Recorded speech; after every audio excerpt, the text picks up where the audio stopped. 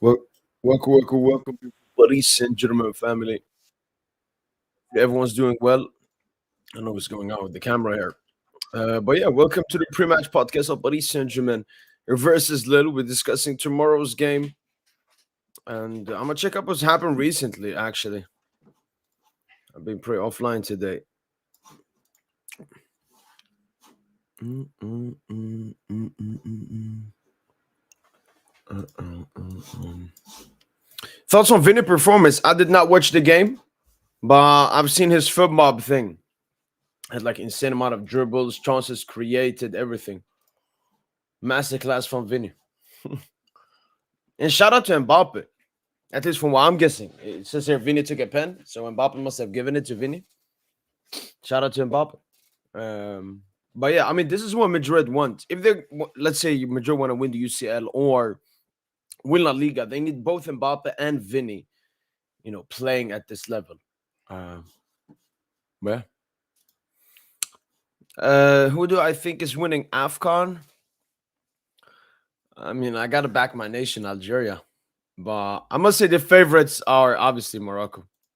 Yo, what's up? What's up, Isn't?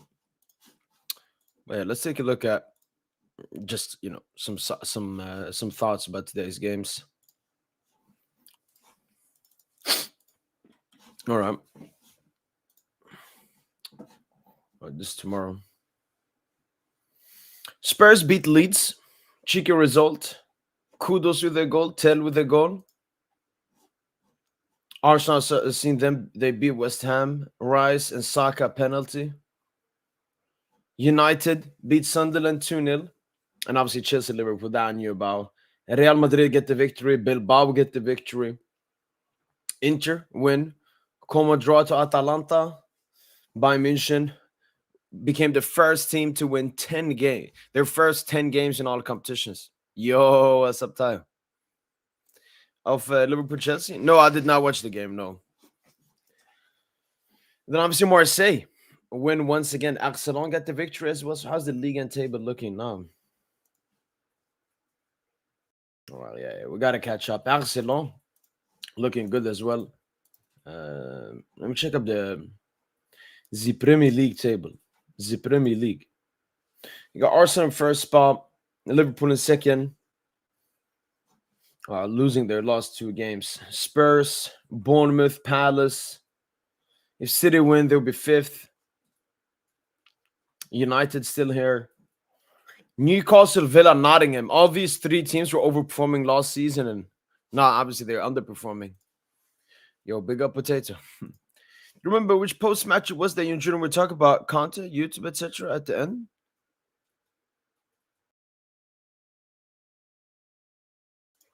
Whoa. I mean, the thing is, Tayo Jr. doesn't come here that often. It's either a post match majority and sometimes for pre match. So just check, when he's there. And if it's me and him, alone at the end, I really don't know which one it was. Yes, sir. No, look. When it comes, let's go through all the PSG players. That'd be easy. Talk about them boos. Talk about the others. Squad. So the first injured player is Marquinhos. He's gonna come back maybe at the end of the month, like 25th, 27th. I'm thinking. Fabian Ruiz obviously is not part of the squad and would not be with the international break with Spain, so he'll be recovering, but he'll be back after that. Vitinha is good. Neves is not part of the squad for the Lille game tomorrow, but is going to join the international break for Portugal, but they're going to take it easy on him, so hopefully the best. Duis should be back after the international break. Khvicha will go with Georgia on the international break. Let's see how he does. And obviously, Osman Dembele after the international break. So both Due and Dembele should come back at the same time.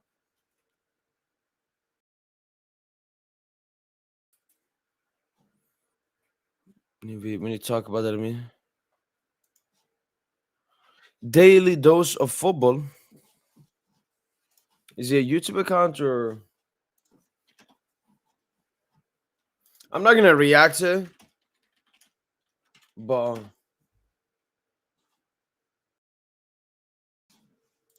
We need to talk about Lamine Yamal's situation. And the thumbnail is the glaze is crazy. Shout out to people finally talking about it. One thing I felt, discussing the truth about Yamal is that Yamal is extremely liked. A lot of people like Yamal, and when you go at something that a lot of people like, they will criticize you. That's why a lot of people have not been talking negatively about the Yamal. It's always positive. It's always about his dribbles, never about his. So yeah, happy to see more people are talking out about it. I posted it on Twitter. It was a Barca fan that was like, "What the fuck is this dude doing?" And when I see that, I see myself when it comes to Mbappe, because I was one of the first PSG fans that criticized Mbappe for his behavior, for his performances, for his ego, for his narcissism. So yeah, expecting more Barca fans to do it as well. Is buying top 3 for UCL this year? I honestly have them higher than Liverpool right now. That's the thing with the like Champions League favorites. It changes, every 2 weeks because of their performances and results. But Liverpool have been poor this entire season, so that is fair. And Bayern are performing at such a high rate that they deserve more prop. And I agree. I think it's PSG, Barca, Bayern. That's the top 3. Don't Fabio Ruiz first off versus Barca was crucial to keep us in the game. 100% E2. And I've said it, I think Fabio Ruiz has been the best PSG player so far. Yeah, no clue. But Santo, I did read. Let me bring it up. I did read that both Georgia and this one. So it's some positive news. It says for Kvara, who's been called up, Sagno will take no risks with playing time adjusted accordingly. For Joao Neves, the same applies. Roberto Martinez has specified that Neves will be subject to tailored management. I mean, they could have just gotten an arrest bar. I guess this is better than, the shop. Going to be watching an international games. As the Georgians, these 2 games are very important for our chances. Look, when it comes to non-PSG games, it's all about my availability. So if I'm not doing anything, if I'm not outside with my friends, I'm not playing games with my friends, I can watch international games. Let me see. Women, nobody cares. All right, Wednesday, they begin. I know Georgia. Georgia got Turkey and Spain and Bulgaria in the group. Okay, so it's only Africa and Asia that play on Wednesday. Let's see here. Look at that. Algeria, Somalia, man. We got to win. Friendlies. Okay, nothing here. Because for me, if I'm going to do international games, it's going to be like France or Portugal or a big game. So like I could do France, Azerbaijan. I mean, I don't even care about France anymore. Because it's only Barcola who's there from PSG. Let me see. You see, Spain, Georgia, I could do. Portugal, Ireland at the same time. We'll see, man. We'll see. No, I'm actually going to be away for this time. So I will not be able to do these watch-alongs, actually. Think Maino's going to be an attacker from now on, or will he still be a midfielder? I think he will rotate between both positions because he's shown he can play as a false 9 and he can play as an offensive 8 in the 3-man midfield, which is very good. Apart from Marquinhos, I think could come back after that. Yo, Anthrab, thanks so much for the sub chat, man. Appreciate it. Merci beaucoup. Thanks so much, so much. We need the show together, mate, soon. Liverpool fan here. I'm sick of hearing the players using Jota's unfortunate passing as an excuse for this bad form. Thanks so much for the sub chat, man. I haven't seen Twitter or Liverpool fans' thoughts and reactions, but if any people bring up the Jota stuff, yeah, it's funny. It's funny.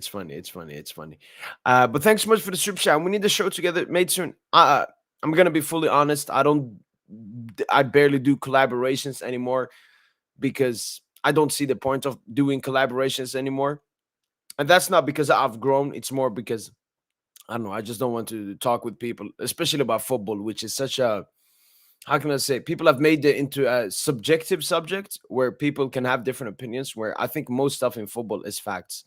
So thanks so much, Anthrop, for the super chat. We can discuss on DM if I change my mind in the future, but yeah, thank you so much for the super chat. And as I said, If Liverpool fans are truly doing that, they are disgusting people that once again show fake sympathy for Jota's death.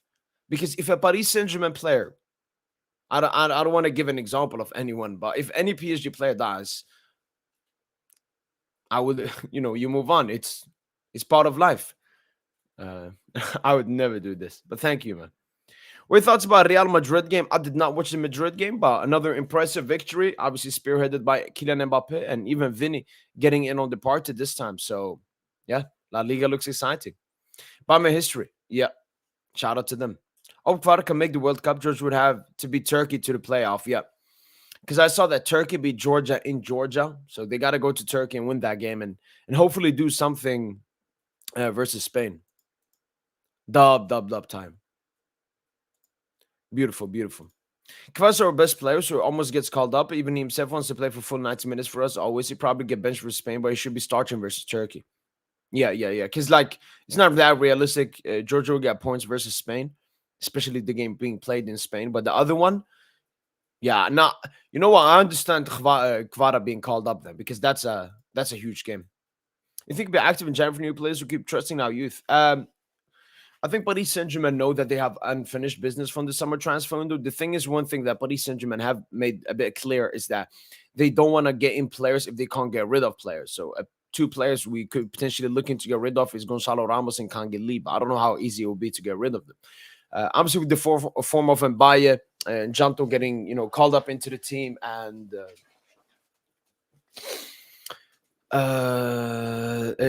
Ibrahim Mbaye's form obviously could change stuff, but I still think PSG are looking for maybe we could get 1 to 2 recruits there.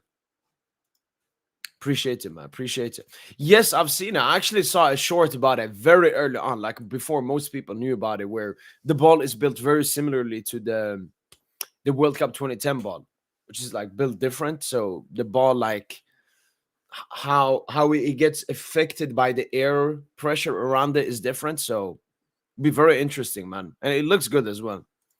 Your predictions on Algeria chances in the World Cup? I mean, we should make it as long as we beat Somalia or the other game. I mean, if we just get 3 points versus Somalia. And funnily enough, the game is set to be played away, but I don't think games are played in Somalia. So the game has been set to be played in Algeria, even though it's an away game. But going into the World Cup,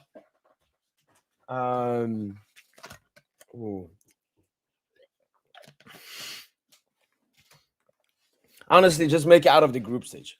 We have so much talent. We have a very good squad. A lot of our players are playing for big clubs or good clubs that are playing in the Champions League, like Haj Musa with Feyenoord, Ait Nouri City, Ben Sabini Dortmund, and so on and so on. But I don't know, man. I want to be confident, but at least get out of the group stage, man. Wait, Van Dijk used that as an excuse? Filth. What, you're going to say that death destabilized the team? No. The team is destabilized, but it's not because of that.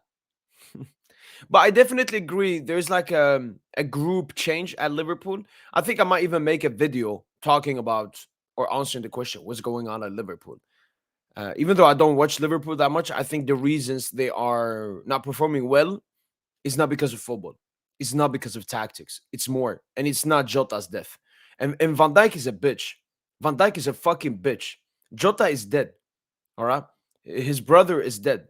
His family is still crying for him and everything. And you're fucking excusing losing a game and your shit start to the season on his death and how that's affected you. How do you think Jota is now? He's dead. He doesn't feel anything. He's numb. Filth. Absolute filth, man. This is one thing I also hate. I'm going to say this. The person or the creature that gets affected the most by someone's death is the person that died. I hate how people around a person that's died wants to act like fucking victims and that, oh my God, it's so bad for them. He fucking died.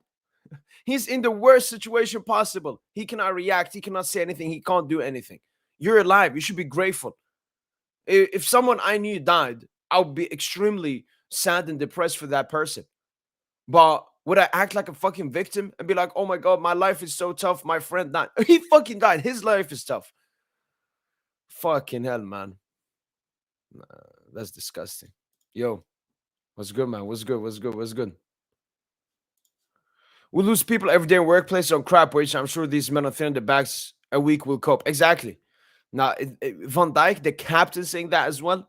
If Marky had, nah, I'm not even gonna put Marky would never say something stupid like that and disgusting, man.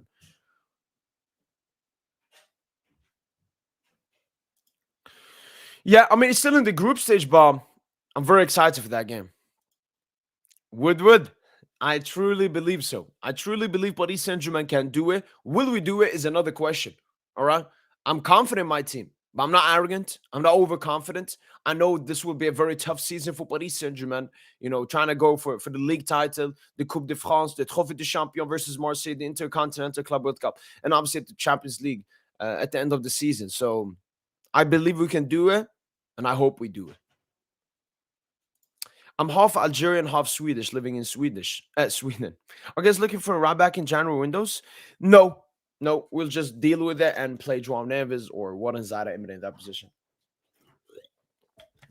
We even saw Marquinhos being tried out as a right back, so we could see that happening as well. Yes, Akhliouche is Algerian, 100%, I believe. Like not half French, half Algerian, like 100%. Both of his parents Algerian. I mean, definitely didn't have an effect with Liverpool won 7 games in a row. I mean, the thing is, they performed really bad. You know, everyone knew that Liverpool had to start performing because at some point, those late minute goals were going to go off. Akhliouche should have joined Algeria instead of France. I mean, Matis, even if he gets called up, it's not about getting called up. It's about you want to be impactful. And there's Osman Dembele ahead of you. There's Michael Olise ahead of you. There is Cherki ahead of you. There is Desiri Doué ahead of you. There's so much competition. But, you know, as an Algerian, one thing I can't criticize is our recruitment. When I look at, for example, Morocco are so much better. Obviously, Algeria has better talent than Morocco, but Morocco are much better at recruiting their talent at a much younger age than what Algeria do. Yeah, this is prime PSG. Wait, did I write 4-0? It's because I copied the title from the Atalanta game. Yeah, we beat Barca 4-0, man. What do you think about players staying silent about genocide in Gaza, especially Muslims like Salah and Yamal? I mean, at least Salah mentioned something on Twitter. But honestly, I don't want to even make this into a Muslim situation, okay? Because what's happening in Palestine is a human thing, all right? Obviously, as a Muslim, you have a bigger responsibility to speak up or just, you know, show your anger, show your emotions to what's happening in that situation.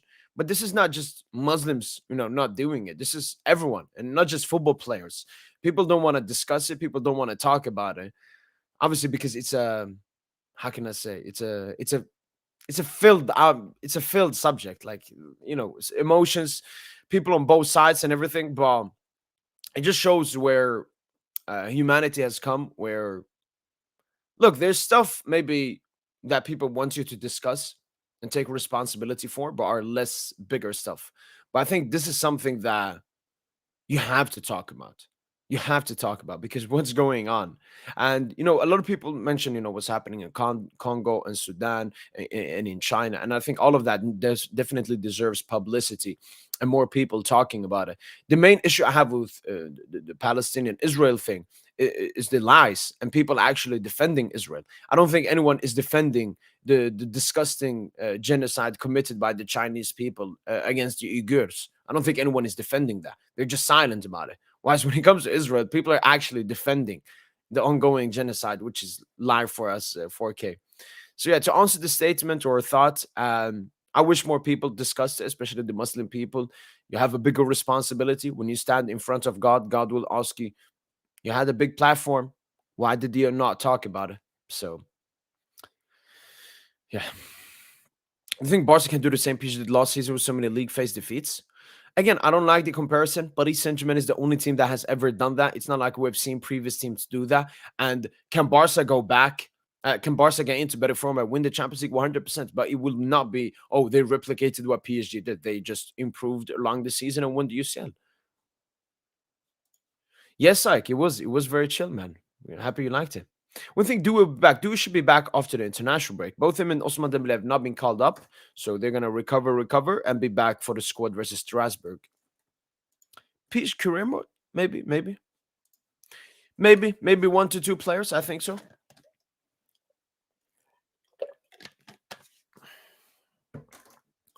It puts so rubbish in English teams, so I'm gonna get destroyed in UCL. Other than Chelsea, win it, of course.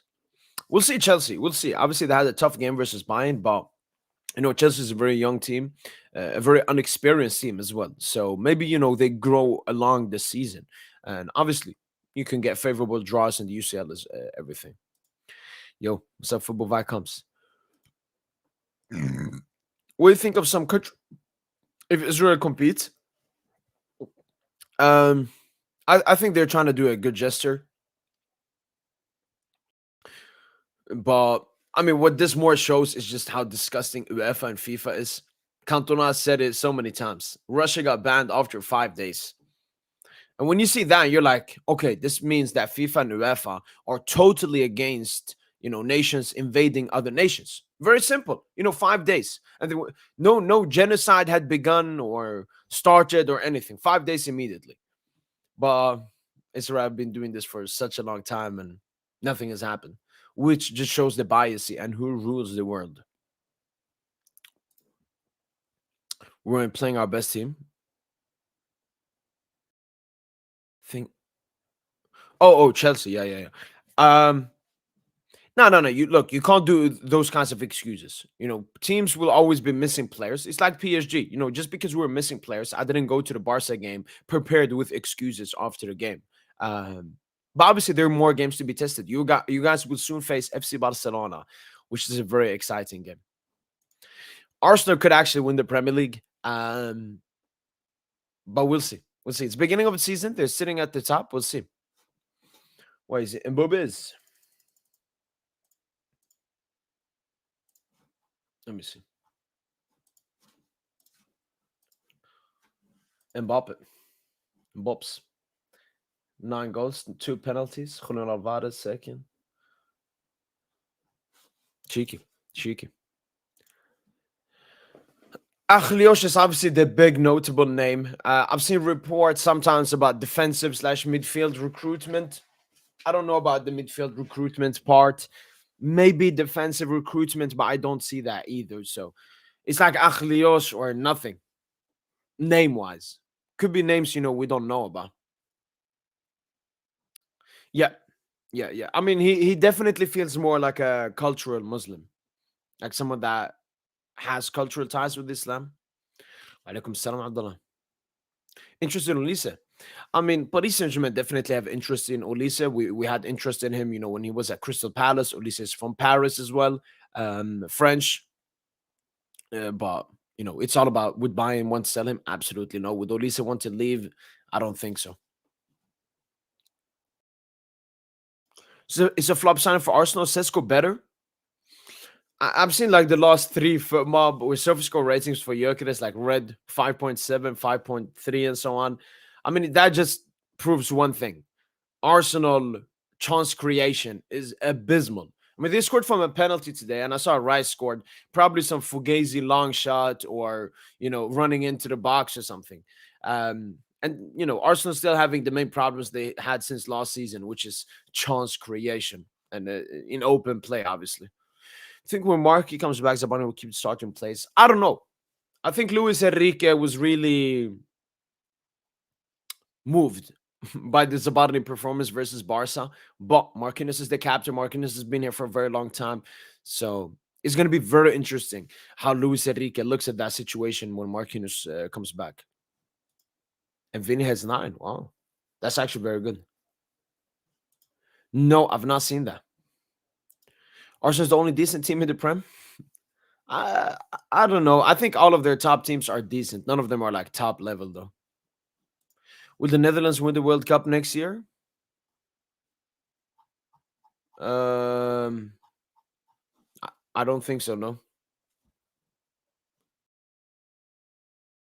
Yeah, no, it was really great, man. It was really great. Happy to see, new PSG content creators. Yeah, no, Ekitike has a really strong personality. That's why he adapted so quickly. I mean, it's always been like that. I've seen like graphs or like rankings, top 5 leagues. Ligue 1 is by far the league that gives most minutes to under 21 players. So they're just continuing that. It was really good. The stream for another hour. Yo, PSG forever. Bienvenue. Welcome to the PSG Int family. Obviously, new people coming in all the time, but yeah, I mean, if you're a Paris Saint-Germain supporter, I genuinely don't think there's a better place to be on. Um, I myself, I put in a lot of time and energy into following Paris Saint-Germain so I can answer and react and talk about every single thing regarding Paris Saint-Germain. So very happy you found this channel, man. Scored, yeah, a rebound tap, yeah. I mean, extremely predictable. Barca 2015, Enrique, Paris 2025. I actually made the combined 11. In goal, uh, I mean, I had Donnarumma because I was looking at our Champions League winning squad. I probably have 2015 Ter Stegen above Chevalier. Right back Hakimi. Shout out to Alves. Left back Nuno. Two centre backs. I'm going to put Pacho and Piqué. Three midfielders. I'm going to put Vitinha, Iniesta, and Fabian Ruiz. And up in attack, I'm going to put Messi, Neymar, and Ousmane Dembele. No, I did not watch the Liverpool game this season so far. I do think Marseille can hope for a draw.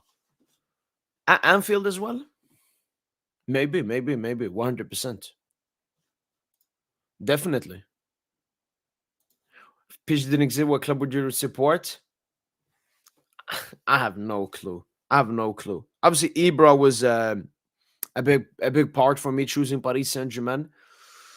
Maybe, if the other club he would have gone to.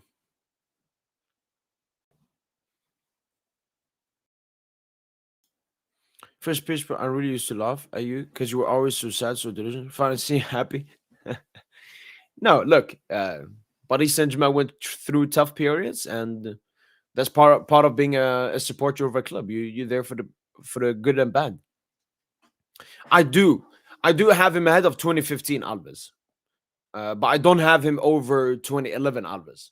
So I made the combined 11 PSG 2011 PSG winning UCL side and Pep's 2011 winning, and there I had Dani Alves out of Hakimi. But I do have this Hakimi out of 2015 Dani Alves. Yo, appreciate the Caesar, man. Thank you so much, man. Thank you so much, man. Means a lot, man. Making a grown ass man smile, man. But yeah, you know what? Let's actually go through some reports. But I appreciate it a lot, Caesar. Thanks so much, and I'll keep doing a great job here. Okay, so seems like nothing new has come out. This is obviously the predicted lineup, but this has been out for a while. Chevalier in goal, definitely. Ashraf Hakim is the right back. Zabarni, Beraldo, and Lucas Hernandez finishing out the back four. So Pacho will be rested because he will obviously play both international games with Ecuador, probably. Wait, hasn't the South American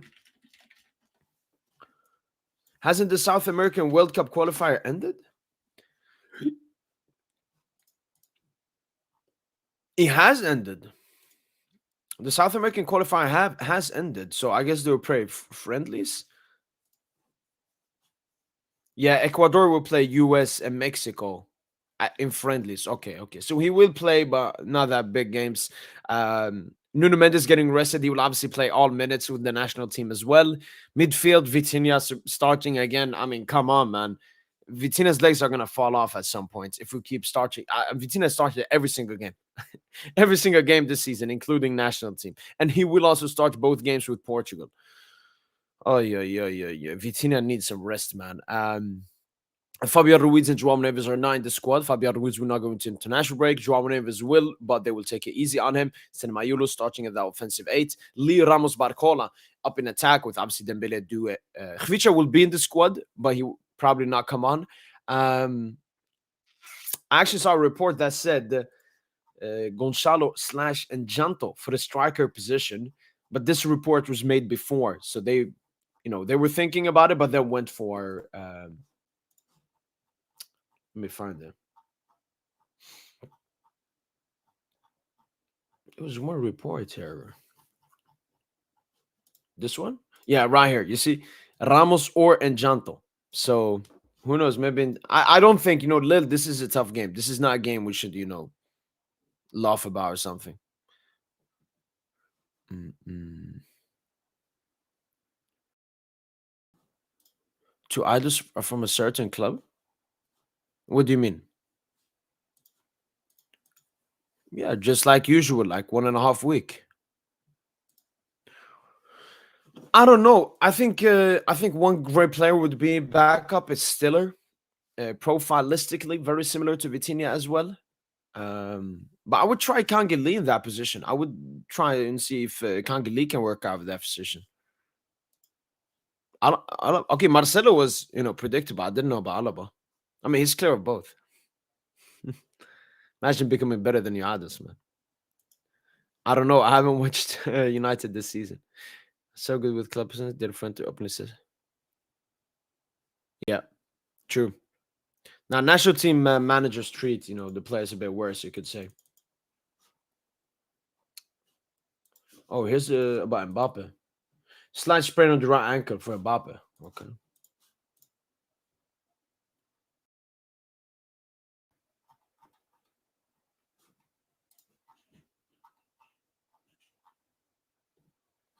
Mm-mm-mm. Yeah, what's up, Seiko? From City? Yeah, but the thing is, City paid a lot of money for him, Camille. Like, if we could get him on a loan, that would be perfect. If they're not gonna play him that much, if we could get him on a loan until the end of the season. But yeah, I don't think City would let him go.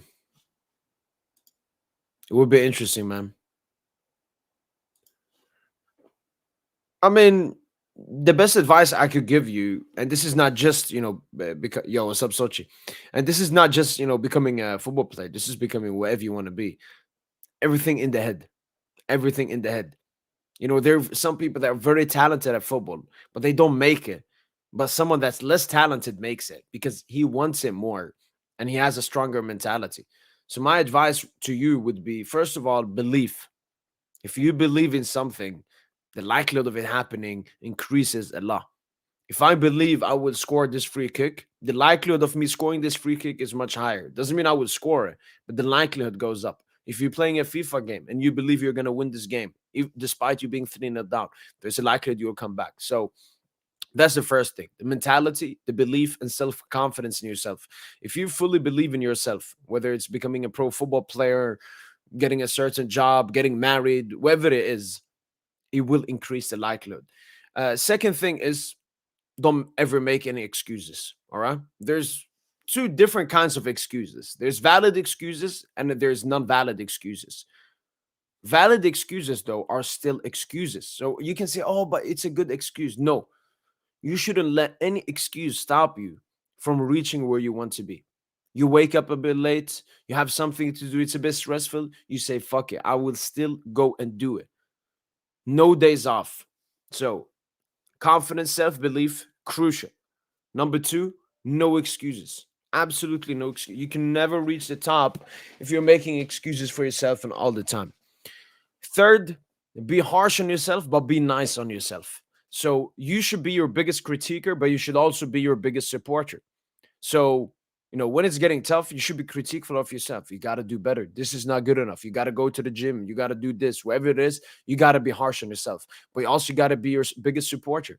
If you one day you're tired, let's say gym as an example, you're tired, you don't want to go to the gym, but then you push yourself to go to the gym. When you leave the gym, clap yourself on the back. Say, yo, I'm proud of you. You were a bit tired, but you didn't make any excuse. So those are the three pillars to becoming successful in anything: confidence, self-belief. As I don't know, women call it manifestation. That's a BS word. Just self-belief and confidence. Very simple. Number two, no excuses. And number three, you should be your biggest critiquer and your biggest supporter. There you go. Why are you letting your hair grow long this time? I mean, I'm not letting my hair do anything. I'm just letting my hair be. I'm not. I'm not planning anything. It was the same thing when I dyed my hair. I didn't plan to do it. I just did it. So Yeah. Yeah, I saw that second yellow. Filthy, man. La Liga is such a cooked league, man. Think we shined the most this season? Yeah, Mayolo. More than Warren for sure. Mm. Taking inspiration from the best team in the world. Always, always. No, I would be very good, Sochi. My friends, whenever they need help with something, especially deep or emotional, I'm always the first one they come to. When I'm around other people, if I meet my friend's friend for the first time, it's always supportive and all of that. For example, I played in a football team.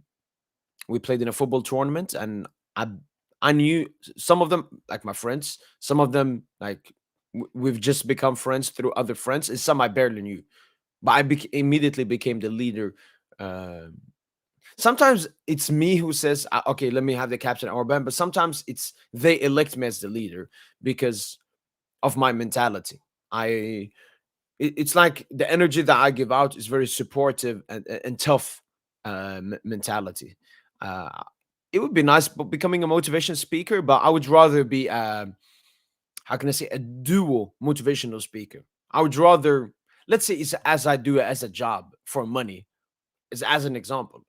I would still do it for free, but just as an example, I would do rather one-on-one calls. You know how these fake psychologists and BetterHelp and all of these filthy apps. I would be like that. I'm much better in one-on-one rather than talking to all the people because every single person are in different contexts in their lives, have different problems, so they need different solutions. Even though majority of the solutions are usually the same. But yeah. You're welcome. You're welcome, PSG forever. And as I said, you know, I think one of the most important stuff when you do something is you have to understand you're in this alone. When you succeed, everyone will applaud you, everyone will support you, everyone will be there for you. But the journey, you'll be alone. And even sometimes you will doubt yourself. But that's why it's very important to be self-confident. True. But I saw that they were missing their best player so far this season, Nicola Pepe. No clue, Camille. Yeah. Oh, Vinny back in that sense? No, we got to see more of it consistently and in bigger games. But no, Camille, I'm no plan with my hair at the moment, honestly. That could be nice. Actually, Sochi, the thing is, if I'm going to talk one on one with a person and help him, I would not do that live. For myself and most notably for the other person. Like, if you have problems, you should not share them. Or anything. Like, it's so funny when I see clips of like a person that has gone through very terrible stuff. I'm not joking about that. But he comes up and he says, "Oh, I've been molested when I was 5 to 10 years of age by my uncle," or any of this. Why the fuck are you saying this? There's a difference between sharing your problems with your best friend, your mom, your father, and the internet and anybody. Um, so if I ever would do that, Sochi, there would be private calls because I actually want to help the person. I don't want to make content out of it, even though probably it would be good content. Where Shirano Gakpo has to go, Ninkavad, Ninkavbed. You have to understand, as a Liverpool supporter, for the first thing, support the team, support the cause and everything. But I don't think it's one problem. I don't think it's many problems. I think it's unlimited problems at Liverpool at the moment. And trying to scapegoat on Slav, Van Dijk, Gakpo, Salah, whoever it is, it's not going to help the situation. Max bench press. So I don't do bench press. I do what's it called with dumbbells instead because I want to do. How can I say? I want to because then it's more on the chest rather than the shoulders, and then when you do both hands, you improve both hands instead of one. Uh, so when I used to do bench press, I think my max 75, 80, 75, 80, 80 kg. Wa alaikum assalam, Thompson. What tuna versus? Oh my god! It's supposed to be 2-1, 2-1, 2-1. No, Tomso. For the pre-match podcast, as you've seen, Tomso, both in the title and thumbnail, I add in two other subjects. The first one was easy, us beating Barca recently. Maybe we discussed that in the pond. Dembele being back, I just put him as there isn't that much else to talk about. But yeah, Dembele should be back after an international break. Do you believe in therapy? You know what? Great question, because let's actually look up the definition. Definition of therapy. Here we have it. Definition of therapy: treatment intended to relieve or heal a disorder. Treatment of mental conditions by verbal communication. Therapy helps the patient to deal with difficult relations. See, mental conditions. I don't believe in mental conditions. And I'm going to say what I mean by that. So, the medical, the medical stuff, the hospitals, they always want to tell the people that, oh, you're depressed, as if it was some kind of disease. If you have cancer, that's a disease. If you have, I don't know, something that's a disease. There's nothing called a mental disease if you don't have, I don't know, a worm living inside of your brain eating up stuff or something. What it is, it's bad habits that at the end turn into something. How does a person become depressed? He has a good job, he has a good life, he starts doing bad stuff, his work goes away, his wife goes away, his kids goes away, and then he becomes depressed. It's not a disease, it's not a sickness. It's a reaction from your body telling you what the fuck is going on in your life. Your life is not going well. And humans' actual response to that should be, you know what? I need to wake up. I need to do this. So my biggest thing with therapy is that when a person goes to therapy, he has a problem or has problems which he wants to solve. The therapist is not trying to solve the problems. He's trying to get an antidote to the problems. Take this, do this. So I don't believe in therapy. If I ever had problems, I would solve my problems. Nowadays, a lot of people talk about you should talk about your problems, share your problems. It's quite the opposite. You should solve your problems. Talking about problems does not help the situation. Obviously, there's in some instances, it would help if you talk to a close by friend about your problems. But in majority of therapy, no, I do not believe in therapy. And I believe the only therapy I believe in is a really close friend, is your mom, is your dad, someone really close to you. But you going to some fucking idiot that has gone a fucking filthy study in school and now thinks he knows humans because he went to a filthy Yo, yo, study. yo. Yo, yo, yo, yo, yo. Yeah, yeah, Tosin, I can hear you. Yo, what one, man? Yo, yo, yo. What's good, G? Doing well. How are you? Man, just enjoying another beautiful week, man. You know, Yes, for sir. all the other PSG fans, it's like the feeling of, getting your meat sucked. For all the female PSG fans, it's like, the feeling of that first Birkin bag, if you ever had the feeling. It's just a beautiful time to be a Paris Saint-Germain fan, bro. It Shout out is. to David. Shout out Shout to out to them. you. Shout out to the But to chat. me. Just shout out to every PSG fan out there, man. Oh, by the way, man, great content with Red and Blue. I listened Oh, to you that watched it? earlier this morning. Yeah, yeah, yeah. Yeah, it was nice. I Yeah, actually found his content like weeks ago, so I kind of knew that's probably the person you're probably gonna do it with, mm, and I enjoyed his content. So yeah, yeah, yeah, yeah. No, we're getting more. Junior, you could call him a PSG content creator as well. He's coming up. You got me. PSG talk definitely in the mud now, with better content creators coming up, and it's yeah, good. yeah, yeah. It's good. It's good. What you think about tomorrow, bro? It's just a Just get the pleasure to win, watch man. this team every week, man. It's just a pleasure, Honestly, it's gonna be a regardless of the tough. result. It's gonna be a very tough game, Tosin. Especially the lineup. We're set to rotate heavily for this game. I don't think so. I don't think we're rotating. It's not about rotate. It's about players missing. For example, Neves is not in the squad. Fabian is not in the squad. Khvicha is actually in the squad, but he's not going to start. Like, this is going to be the starting lineup. Chevalier, Hakimi, Zabarni, Beraldo, Lucas. So Nuno getting rest, Pacho getting rest. Warren, Vitinha, Mayulu. Vitinha starting again. With Fabian and Neves not being in the squad. And Lee Ramos Barcola up in attack. And Lille is a good Bro, team. they gotta. They beat Roma recently in the Europa League. No disrespect to Ramos, but Njansu got to start. Funny you say that, Tosin, because so this was posted 7 hours ago. And where is it? So this one was posted way longer.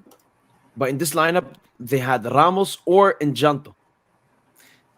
Both of them Le Parisien, which means in the beginning, Tosin, they had a question mark, Ramos or Njanto, but then they went for Ramos.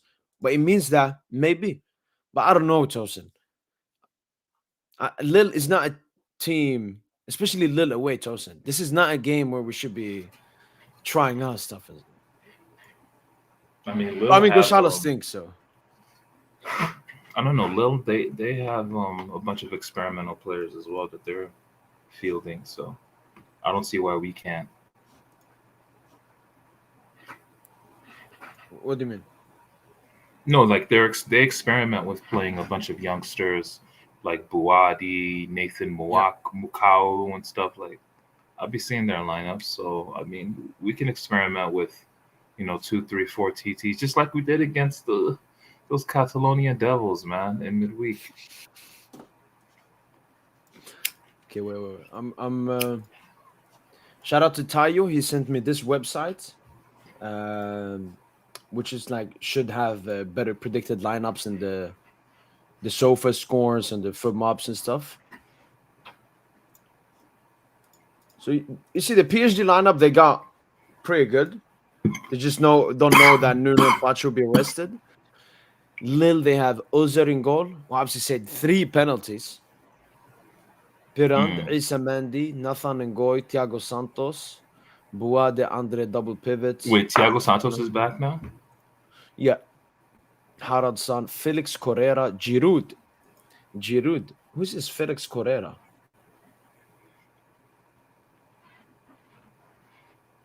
Oh, he must be some new player as well. Possibly.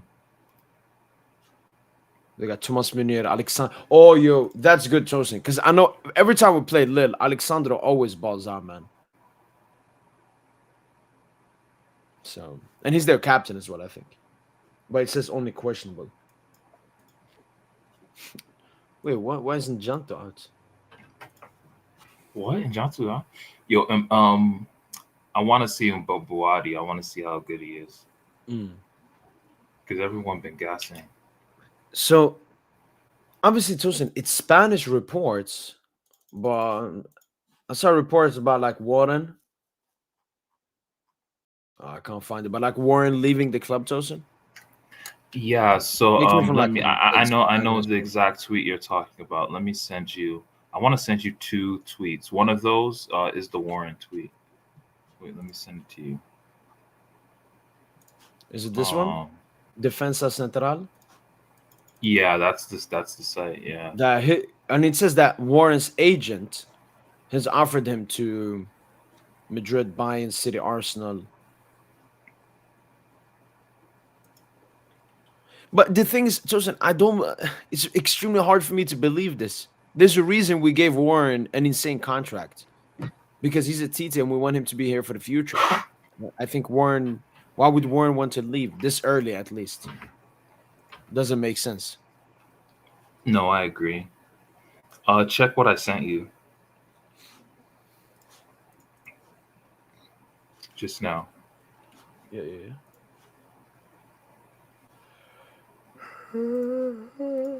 It's also from Defensa Central, same source.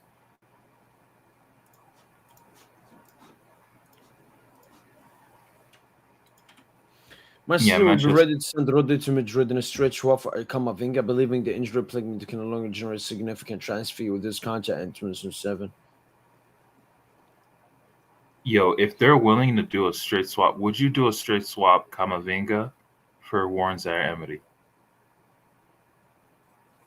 No. I don't want to sell Warren. Like a swap, though. No. I don't want to get rid of Warren. It's a swap. Even same with Barcola. Like, I don't know. I just don't want to get rid of. Barcola. No, the thing with Barcola is like when I look at Barcola and Warren together, you put them in the Premier League. Barcola could genuinely have like a season or two where he's by far the best player in the Premier League. Yeah. Same thing with like a Warren. I feel like Warren could go there and dominate as well. They'd be like, club favorites at whichever Premier League club they go to. And Justin, that's one thing we noticed since the Barca game, how good we are athletically. Because last season we just played Prem teams, and we're at an even athletic rate. So we didn't see the disparity. We saw that in the Champions League final versus Inter. We did. We saw that throughout the majority of the Club World Cup, but we saw it in the Barca games. So you're right. Like, our players are ready in the sense, they're Premier League proven. They can play in the Premier League. When I look at Barcola, he's like, he's of that Henry mold, those type of strikers. I mean, it's a dime a dozen in the Prem. Look at Hugo Ekitike. Look how he cooking and how much they love him. One thing with Hugo, though, Tosin, this. Mm-hmm. We've said that since he was at PSG, he has a really strong mentality. He got that aura. He does. Unlike, but he's shocking me. Like, even today when he came on in the brief spell, like, he's just making great reads. Like, he did like this little nice dummy for was it Sabazlai or who was the dummy for? I think it was Curtis Jones. Just a really nice dummy. He's putting Trivela passes in behind the defensive line. Like, he's so sharp. He looks way better than Isak. Like, he actually looks way better than Isak. And then you also remind yourself that Newcastle, when they were interested in Hugo Ekitike when he was at Stade Reims, after what was it, like the 2022 season, 2021, 2022, they were interested in him before they were interested in Isak. So it seems like Hugo's always been, like a higher level prospect than Isak. Yeah. No, that's fair. Like, Isak is not as mobile as Hugo. That's what I'm learning. Like, Isak is he's good. Isak is very good, but man, he's still so raw. Like, he's nowhere near worth the fee paid. Same with Wirtz as well. Liverpool overpaid, man. But they're gonna have to work with it. They're gonna have to work with that. No, and Even one thing Hugo, that's clear as well, overpaid. Salah and Van Dijk played for their contract.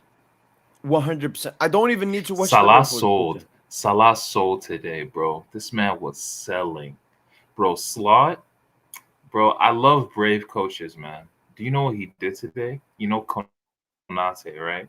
He subbed him off and he put Gravenberch at center back.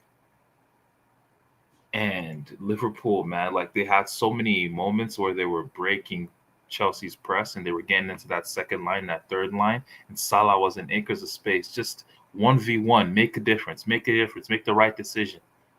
Each time he kept fucking up. Cost Liverpool the game. That ballsy ass decision from Slot, he turned into a back three. He literally copied PSG, what he did.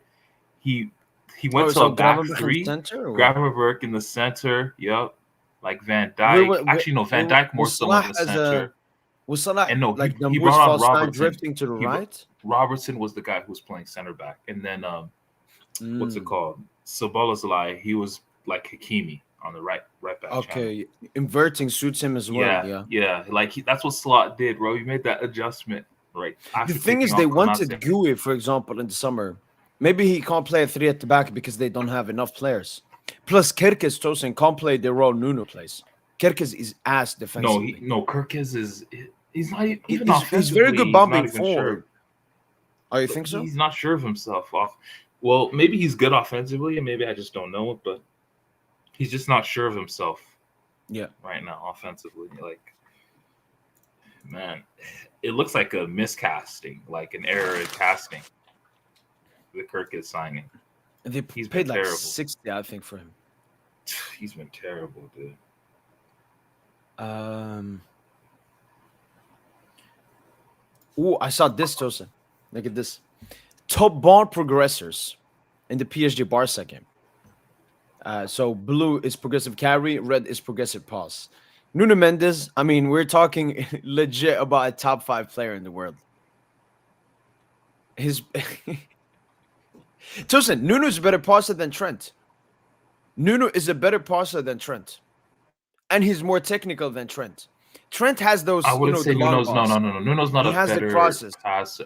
Nuno's not a better passer than Trent, but Nuno's a better passer under Is Trent pressure making than those Trent. passes? He's a better Is passer Trent under making those pressure. passes? Against Liverpool, Arsenal, the Dembele goals. Yeah. Can Trent No, do but that? no. Yeah, he. But those are. Let's not underrate what professional footballers can do. Let's not do that. Listen, for me, it feels like Trent has very high, aesthetically pleasing passes, whilst Nuno, as just a pure passer, is better. I think The Nuno's ball just more. a better player under pressure. He's just a better player under pressure than Trent. He's just a better footballer in general. I wouldn't say he's a better passer because that's just one aspect of football in general. True. But yeah, I would definitely say Nuno's a better overall footballer than. And no disrespect to the Liverpool fans, but like when they were asking the question, Nuno, Hakimi, or Robertson, Trent. I'm sorry, like that's not a conversation. No disrespect. Like no, ever disrespect. It's not a like that's not a conversation. Like no, like the Carvajal, Marcelo. Okay, that's a conversation. It's still PSG, but it's a conversation. Yeah. The Liverpool one is not a conversation. No disrespect. Anthrop, thanks so much for the sub chat, man. Doing just speak on DM. Yeah, we'll be there, man. Thanks so much for the sub chat. But yeah, all right, that's Nuno, Tosin. You got Nuno at the top and Hakimi, the best fullback duo in the world. Progressive passes, progressive carries. Then you got Yamal, you got Eric Garcia, you got Rashford. And as you can see, Paris Saint-Germain midfield is a bit down below Vitinha and Pedri. Vitinha Ruiz. But obviously the game was congested in the center, so it was more of our fullbacks. But look at Pedri, Tosin, all the way down here. And De Jong even not here. That's what Lucha did, Tosin. He completely suffocated Barca's midfield in this game. Took it out of the game. If you suffocate our midfield, Tosin, we'll use our fullbacks. You suffocate them, we'll use our wingers dropping deep or Dembele's false nine.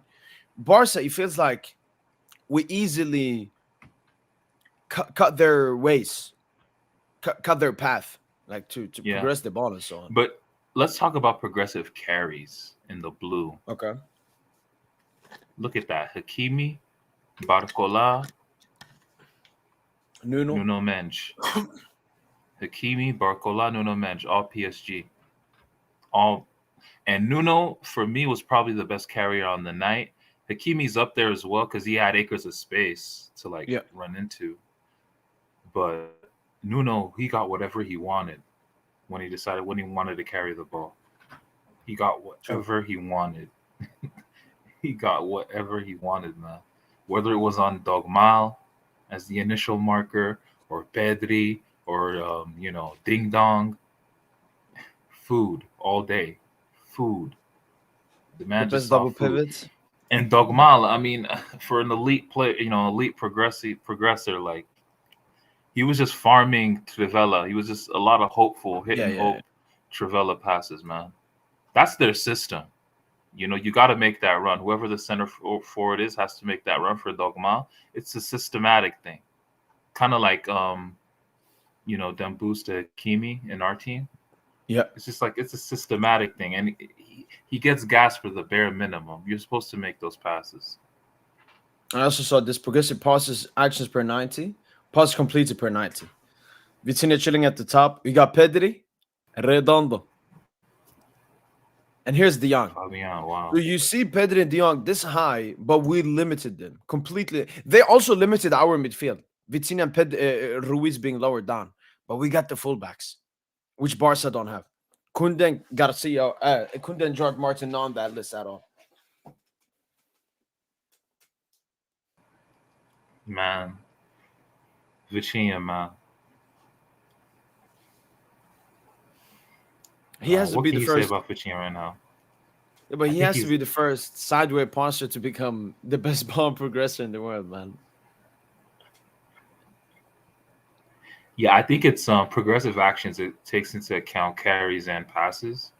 Mm. So yeah, like Virginia's easily the most complete when you take both into account. I know in passes, just progressive passes per 90, Modric is number one and Fabian is number two.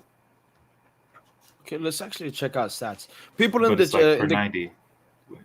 people in the comments can let us know what stats you would want us to look at. But these are European top 5 leagues, so no Champions League and so on. Okay, what did you say? Progressive Passes, I think, yeah. passing, Per progressive 90, I think. passes into the progressive passes. So Pedro has the most progressive passes in Europe's top 5 leagues. Oh, but that's just counting stats. There's Let's do the per 90, yeah. there's Vitinha. Where's Fabian? Where's Fabian? All right, let's check per 90. Obviously, they will show. Okay, these don't count. 14. Wait, what?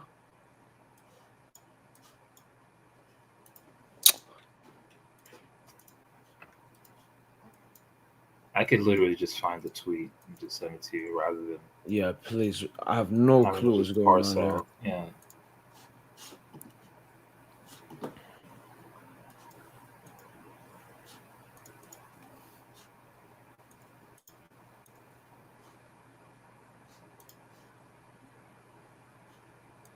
Yeah, just glitching out for some reason. But What's the man, date? Yeah. bro, but Barcelona, like we always say about Barca fans, they live a distorted reality. Pedri got punked. Pedri and Yamal, your two favorite guys, your two franchise players, they got punked in that second half, man. Absolutely punked, and they're pretending it didn't happen. They're like saying, "Oh, Pedri was still better than Vitinha." They're just lying. It's man, the delusion is crazy, man. No, they can't be critiqueful, Tosin. Have you noticed? They can't ever be critiqueful towards their players, especially like, the La Masia boys. Spanish La Masia, you will never get criticized. Yeah. I You'll know never get Pedri isn't criticized. La Masia, but that's kind of he's Yeah, he's he's basically, technically La yeah. Masia adjacent, you know. Yeah. Like we know you from the Canary Islands, but y'all be dick riding him like he's La Masia, so Yeah. like he's one of y'all own. So I know all the talking as well. Gonna beat PSG in the UCL final if we play them. This is a graph interestingly here. So blue is PSG this season, pink is Lucho's first season, and green is last season. So defending, this is the best defending we've ever been. Goals below, but understandable. We've missed a lot of our attackers. Same with attacking low. Possession just the same. Counters lower, but again, that could be because we're missing better attacking players. Physicality, a little bit less. Maybe it could be, that's why we have had so much injuries and so on, and pressing at the top. So, okay, yo, I found hmm? the tweet. I just sent it to you. Mm. Yeah, no, I haven't seen a team suffocate Barca as PSG suffocated Barca that second half. Progressive passes per 90. Luka Modric, Fabian Ruiz, Vitinha, Pedri, Kimmich. Where's De Jong? Where's De Jong?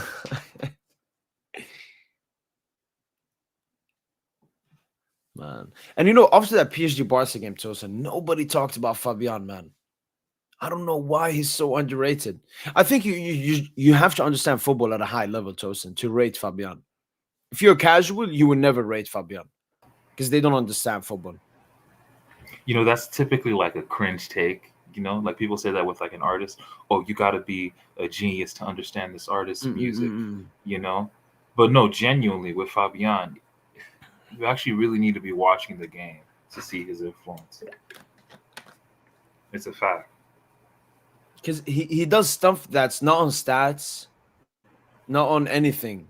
It's just how he. Like I promise you, like if he was not there in that first half, Fabian, in that first half against Barca, we would have sunk like the fucking Titanic. Okay, like if he was not there, because the midfield didn't know what the hell they were doing that first half. Like Yeah. Fabian had to calm shit down, even at 1-0 down. And the minute Fabian actually got more time on the ball, was progressing, like that early, I'd say 30th minute to 33rd. Like there was a play where Lamine Yamal in the 23rd minute. This is when I think Barca were 1-0 up. 23rd minute, Lamine Yamal on the ball, halfway line, slips, loses the ball to Fabian, and Fabian recovers the ball, gets it to Barcola, in behind. Barcola's 1v1. But no one talked about that with Dogma. People were saying, oh, inside the first 30 minutes, Dogma was cooking. Bro, Yeah, Dogma yeah, yeah. almost cost them a goal. He almost cost them a goal 23 minutes in. These are the things they don't want to talk about. I'm gonna show you this. So this is, I wanted to do a tactical thing, but I couldn't rewatch the game. It's gone. So I was like, you know what? I usually see these kinds of threads chosen on Twitter. Going through Yeah, tactical. that this account made made a garbage tweet about the Lamine Nuno matchup. Yeah, Tried to I act like Lamine played well, trying to skew the narrative. Come on, bro. Nuno absolutely dominated Lamine down that flank. Lamine was not the best player down his flank. Oh, is it this one? It was Measure Nuno whether Mendes, someone bro. has pocketed someone just by virtue of their 1v1 dribble induces such a limited way of analyzing football. Did Mendes subdue Yamal's second half? Yes, but in the first half, he was mostly getting cooked. He was not mostly getting cooked. That's a lie. Okay, cooked That's just a plural. lie. How many times, Tosin, Yo. can we remember Nuno being cooked by Yamal? So in that first instance, Tosin, you could say he did it twice in that dribble. Because he did it from the start and then he dribbled past him. No. In that same dribble, the first don't even count to me. He didn't really get past him. Nuno's right there. He's watching him. Like he didn't really get past him. And then, then the roulette and then the little, the shift, to evade Nuno. That's where he beat him. That's the only time he beat Nuno. Yeah. And then he found a couple passes in behind our line. But I mean, where's the getting cooked? I don't get it. What do you mean he was getting cooked? And by the way, have you watched Junior? If you watch Junior's channel, he was he put out a video, and in one of the segments it reads like Yamal Glaze commentary, and it's like the 45th minute or something, 40th minute, and it's Steve McManaman. He's like talking. He's like, you know how these Brits talk. Oh, Nuno Mendes, he's probably like the left back. He's like the left back, and Yamal is just turning him inside out. He's just turning him inside out. Like, what the fuck are you, bro? You're not even watching the. Are you watching the game, bro?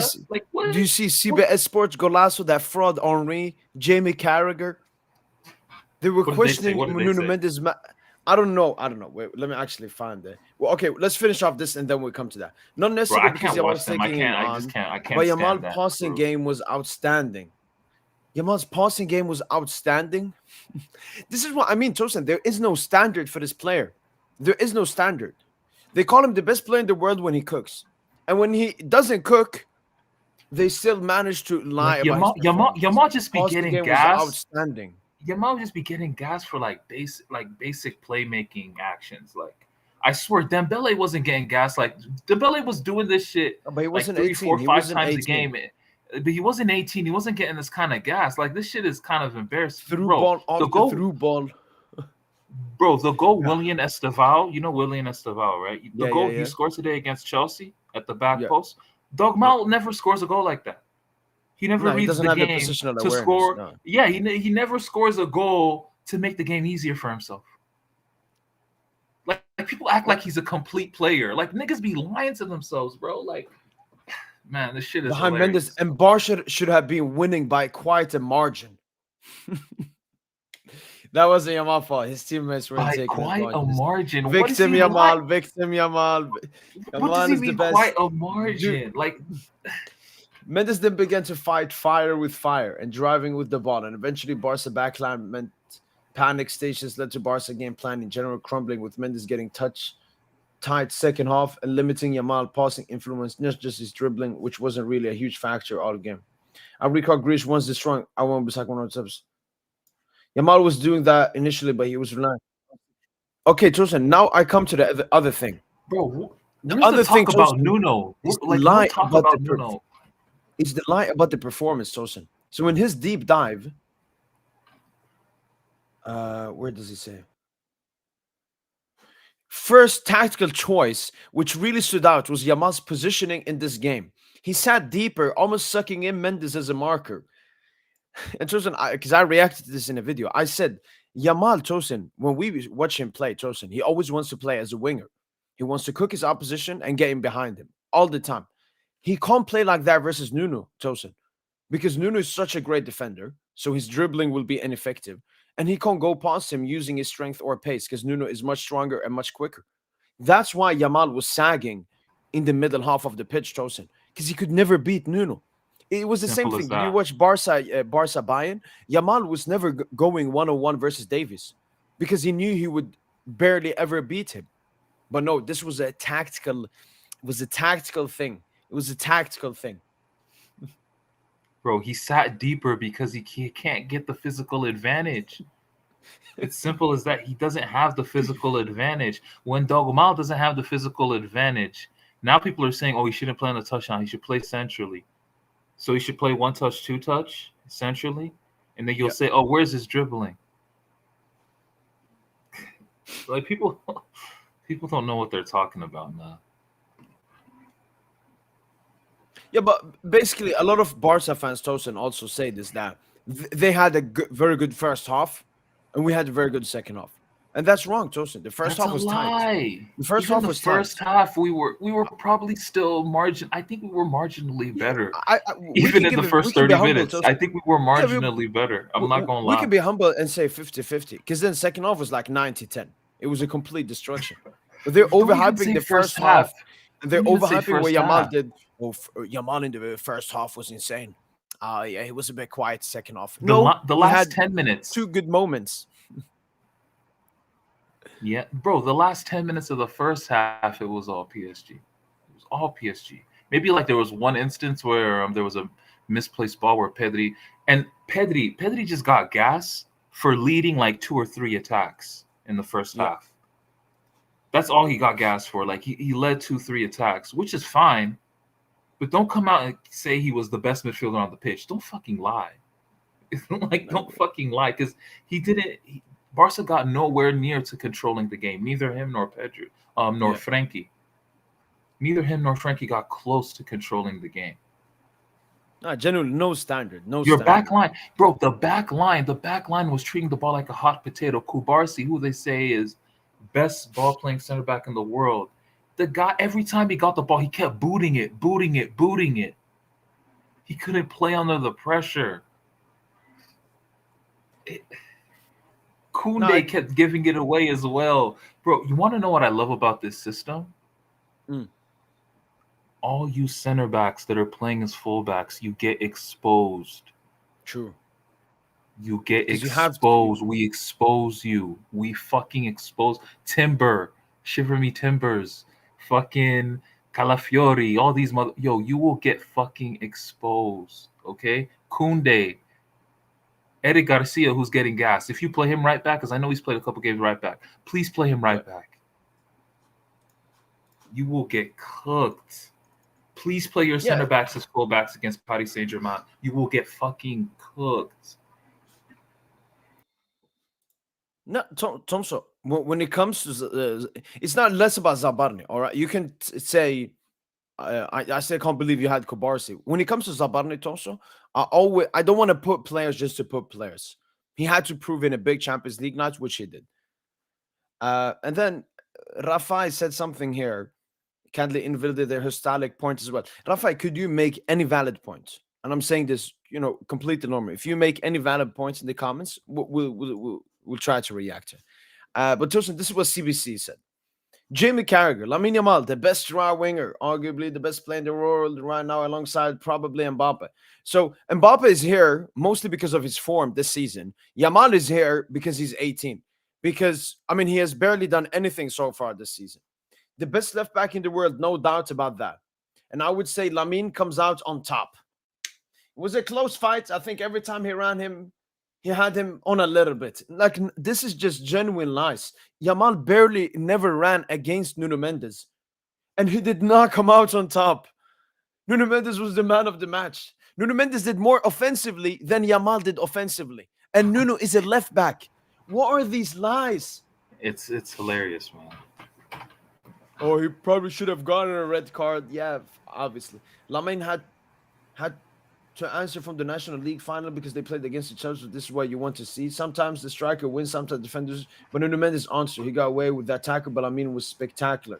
No, he Nuno wasn't. Mendes- No, he wasn't. Thierry just saying that. I swear, Thierry just being hella diplomatic, saying, "Oh, he was spectacular." He was not spectacular. Nuno He's just being Mendes diplomatic. got the man of the match, Tosin. He should have been sent off. They both played, but Lamine edged it. Nuno got the man of the match. I know. I don't care who gives it.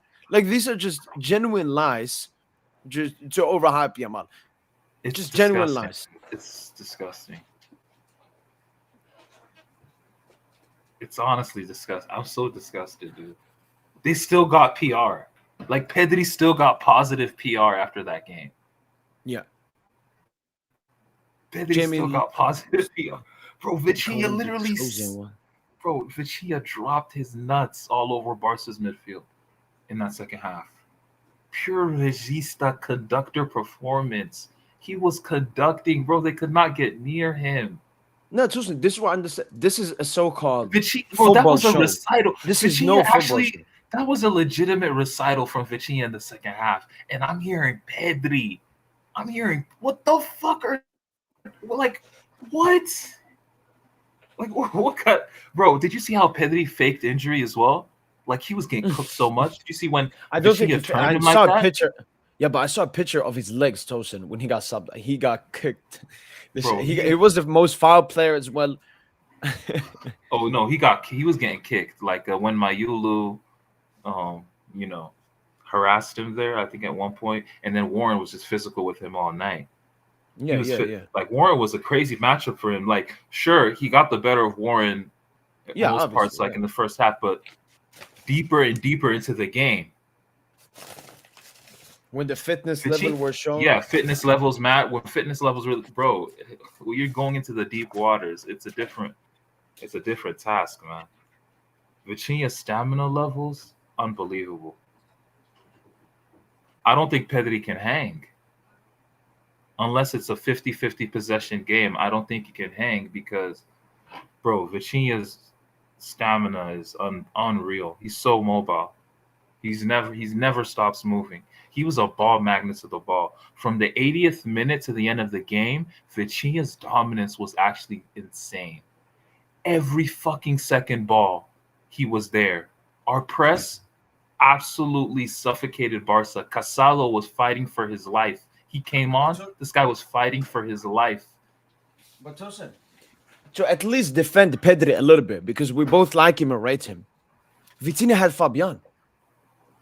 When Vitinha was struggling, Fabian pulled up. I think that's a big problem Barca also have, is the reliance. They're extremely reliant on Yamal in the attack. If he has a bad game, they don't do that much. And especially Pedri.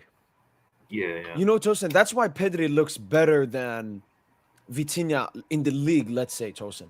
Because in the league, you're playing against way inferior teams. So it's much easier for you to just have a 10 out of 10. But Pedri's more offensive in the league, than Vitinha. Pedri's just a more offensive player than Vitinha. Pedri started out as a I think winger. he has more. I think he has more responsibility, Tosin. He feels nearly like Verratti. I make this comparison. Verratti at PSG, he had decent midfielders around him, but he had most responsibility. Vitinha doesn't have that responsibility. Vitinha has Neves. Vitinha has Fabian, and we have inverting fullbacks and dropping false nines and so on. So, but not shout out to Vitinha. But no, Vitinha's just that dude right now. He's just that guy. He's just that guy in midfield right now. Like, Okay, this he's is not, what bro. rough. Even Dembele winning Ballon d'Or, just PSG players, they just don't get their credit. They don't get their credit. People were No, no, complaining that five PSG players were in the top 10 in the Ballon d'Or. People were complaining that Vitinha was third. Just don't get their credit. It's disgusting, man. A fair assessment from our perspective is that Mendes was by far the best player in the game.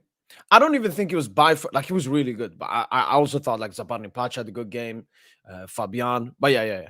But it's not untrue to admit that Yamal did cook him quite a few times during the first half. This is the issue I have. When you say quite a few times, that's plural for at least 4 to 5 times. I would love to get footage of when Yamal cooked Nuno Mendes. There's actually some clips that have been surrounding from Barca fans, so we will check that out. And your second part to this was also that pass to Ferran should have led to the pen at the very least. No, I mean, I've seen a lot of Barca fans discuss that. No, shout out to fucking Ferran for not diving. It was just a huge block from Zabarni. You know, Ferran Torres scored the exact same goal in the Copa del Rey final. You weren't complaining that he didn't dive for a penalty on Courtois there. But no, Yamal made that pass. And I always, when I talk about Yamal versus PSG, I mentioned the dribble in the beginning of the game, even though it was irrelevant. I mentioned that pass. But that was basically, and you can mention as well, when he got into the, for the free kick. Tosin, have you seen that it was basically a dive? Which one? The free kick.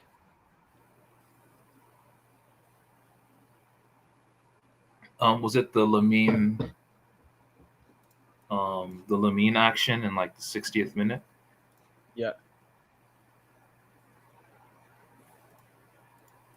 So you see, it's a little bit like where is it? It's a little bit knee to knee, but I mean, he was basically flying even before the action. No, he came. wanted it. Because he knew he wouldn't score. He knew he wouldn't score from that shot or something. Lamine was baiting it. He wanted the foul call, because that's the only way he could have got his game off if Nuno wasn't there. Mundo Maldini was very impressed by Vitor, and his Spanish is never biased. Okay, I don't know who that is, but yeah, very good. No, look, it would have been better if people talked about the players that were performing in the game. But as I said, CBC Sports, Golazo, and all of these, it's all about celebrities. Talk about Yamal, that will get you engagements, that will get you this, that will get you that. While we talk often about Yamal on this podcast, is because it's not Yamal. It's how the world sees Yamal. It's lie after lie, and we're just here to debunk all the lies. But as I said, there have been Barca fans uploading Yamal versus Nuno, and we'll take a look at it. Oh, here it is. Okay, Tosin. Let's see. So here's the first one. Because he tries to tackle Tosin. I count that as a dribble. Like Nuno tries to tackle and fades it. Fine. And then obviously here. And then go. That's a dribble, right? Okay. Yeah. No, that was a dribble. Yeah, I counted that as a dribble, yeah. And they don't count all the defensive actions Nuno did, so we'll strictly look at the Yamal dribbles here. That's all we're for. They count this. I mean, I don't think they just spelled dribble, but they gave Yamal a point for that. Yeah, that's hilarious. And then he started pumping up the crowd like a clown. Okay, let's see here. What? What? He's going backwards. I'm crying, dude. Okay. Yeah, this as well. They gave this. Okay. Wait, go back. Wait, go back.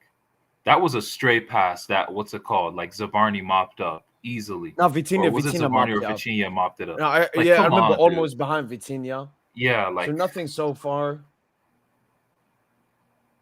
Clamped. Wait. Did they? But by the way, what? They gave this is a dribble, Chosen. They gave him a point for this. Wait. Can you go backwards? Actually, go back to this duel. Yeah. So if that's let me say this right. If that's Dembele, if that's Neymar, if that's Messi, young Messi, after that turn, they're gone. They're gone. On the carry, even though it's Nuno, they're gone. Even if it's Nuno, dude, I swear they're gone, bro. I swear they're gone. But Yamal doesn't even try it, Chosen. Because No, he knows yo, he's Yamal he has knows. no Yamal chance. knows. Yeah, Nuno will recover. Okay. So far in this video, we've only seen 2 dribbles, which were in the same dribble sequence in the first one. The first minute, basically, yeah. Okay, this is another dribble, by the way, Tosin.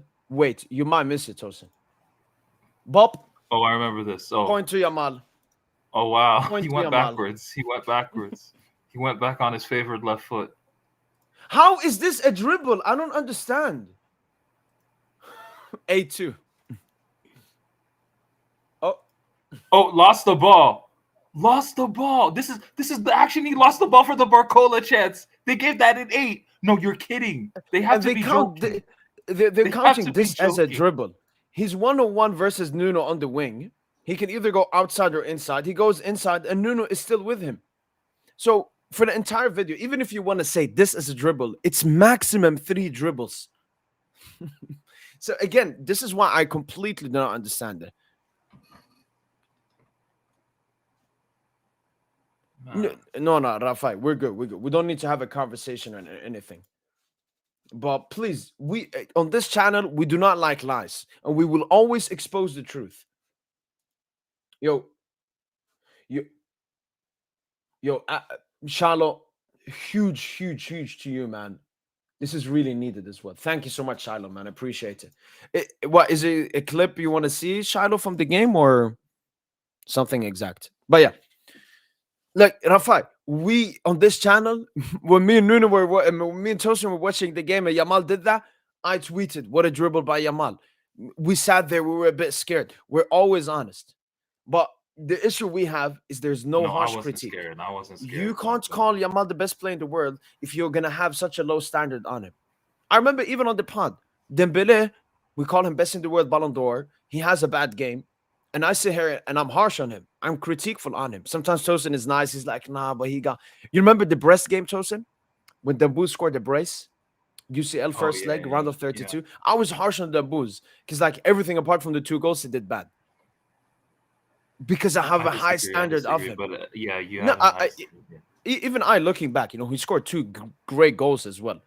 So I shouldn't be that harsh, but I was just that harsh because, I can't say on the same. It's basically what he could have going against that game. He could have had 4. Could have had the hat trick, especially if he took the pen. If he was the penalty taker last season.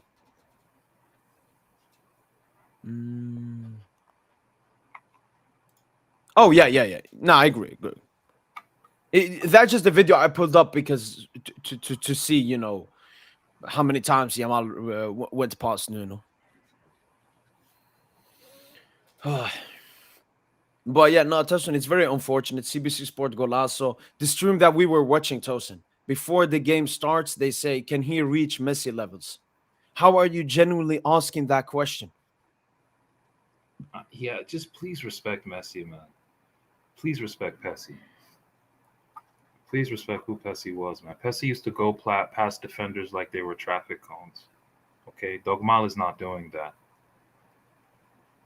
No, but Tosin, I think what will happen, because we saw the same with Mbappe, Tosin. I remember Mbappe. Mbappe was overrated, Tosin, after that World Cup. Yeah. Mbappe was overrated. Is that the most loved he's ever been after that World Cup? Yeah. I swear, everyone loved him.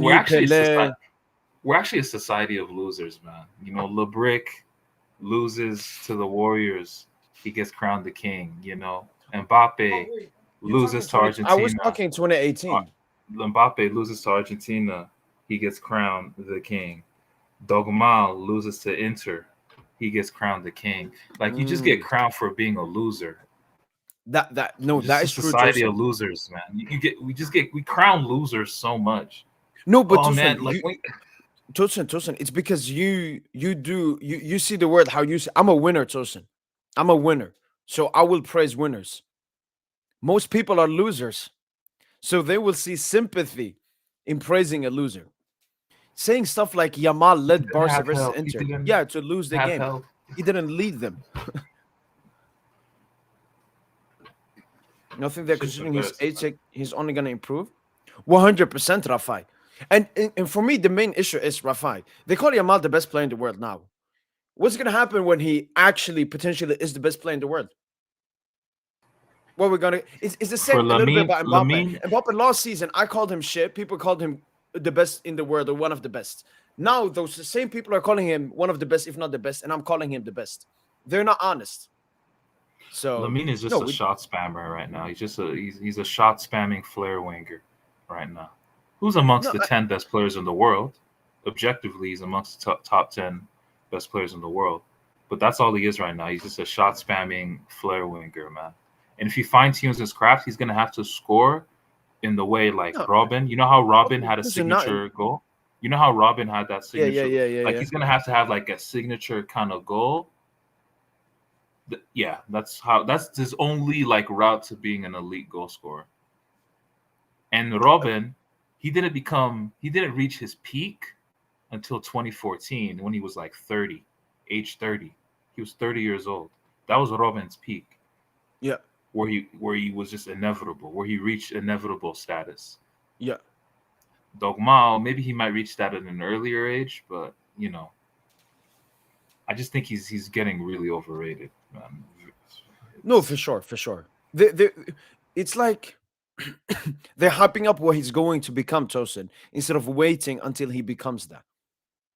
So instead of waiting until he actually becomes the best and actually can compete for a Ballon d'Or, they want to do it now. And as I said, there were similarities with young Mbappe as well. Uh, but yeah, but just Yeah, very unfortunate. Just very unfortunate. And the thing is, even for Yamal's sake, it would have been much better if the world were actually critiqueful of him. He's talking trash before the game, posting stuff, then removes them after the game. Imagine the world said, Yamal can't be doing this. Yamal can't have the third highest wage at Barca. Yamal can't be the star man of Barca and behave in this kind of way. But that's the thing, they're silent because I yeah, don't know. man. It's sad. You Lamine, can't criticize a kid. yeah, like Lamine, and Lamine's just doing too much on social media. Like he needs a real father figure. Maybe I should just go to that meet and greet with his mom. You know, Oh, try to you've raise seen her that? up. Yeah, try to raise What her is up and that, just be man? the new father figure for Lamine. I could be Lamine's father figure. You know, I could help him. I Uh, could get a young bull out, man. so, Tosin, I've seen this report. So this comes from Mondo Deportivo, Tosin. So maybe not the best, most realistic, but they talk about this. Super League had made the final offer to UEFA for a new Champions League format, as talks had secretly over the last 8 months between UEFA, Super League, and Barca Madrid. Why would Okay. UEFA want to have talks with the Super League, Tosin, if the Super League wants to replace it? Starting from 2027, la la la la la la. Competition keeps the Champions League name. So, Tosin, this tells us what we've been thinking all the time. The Champions League is cooperating in being replaced. Why do you think the Champions League format changed, Tosin? Because the Champions League is going to become the Super League. Okay. It was never UEFA versus Super League. It was always UEFA wanting to become Super League, but they couldn't just say, "Oh, we're going to become a Super League."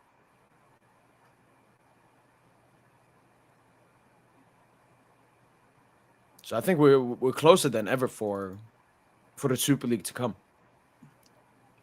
and just the Champions League transitioning into it.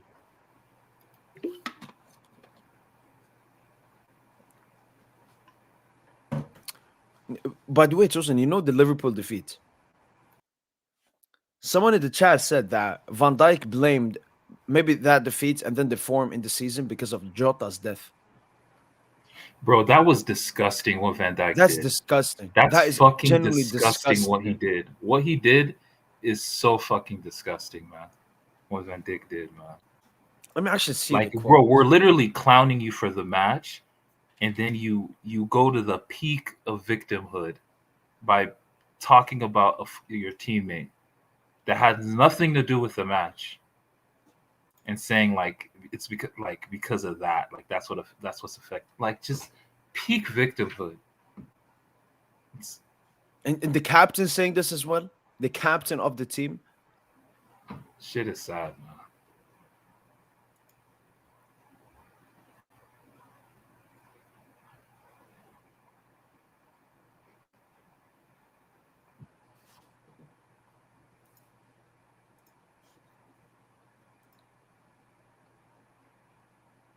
UEFA? What do you mean exactly? Yeah, they probably wanted to get in. I think what he's arguing is they wanted to get in on the money.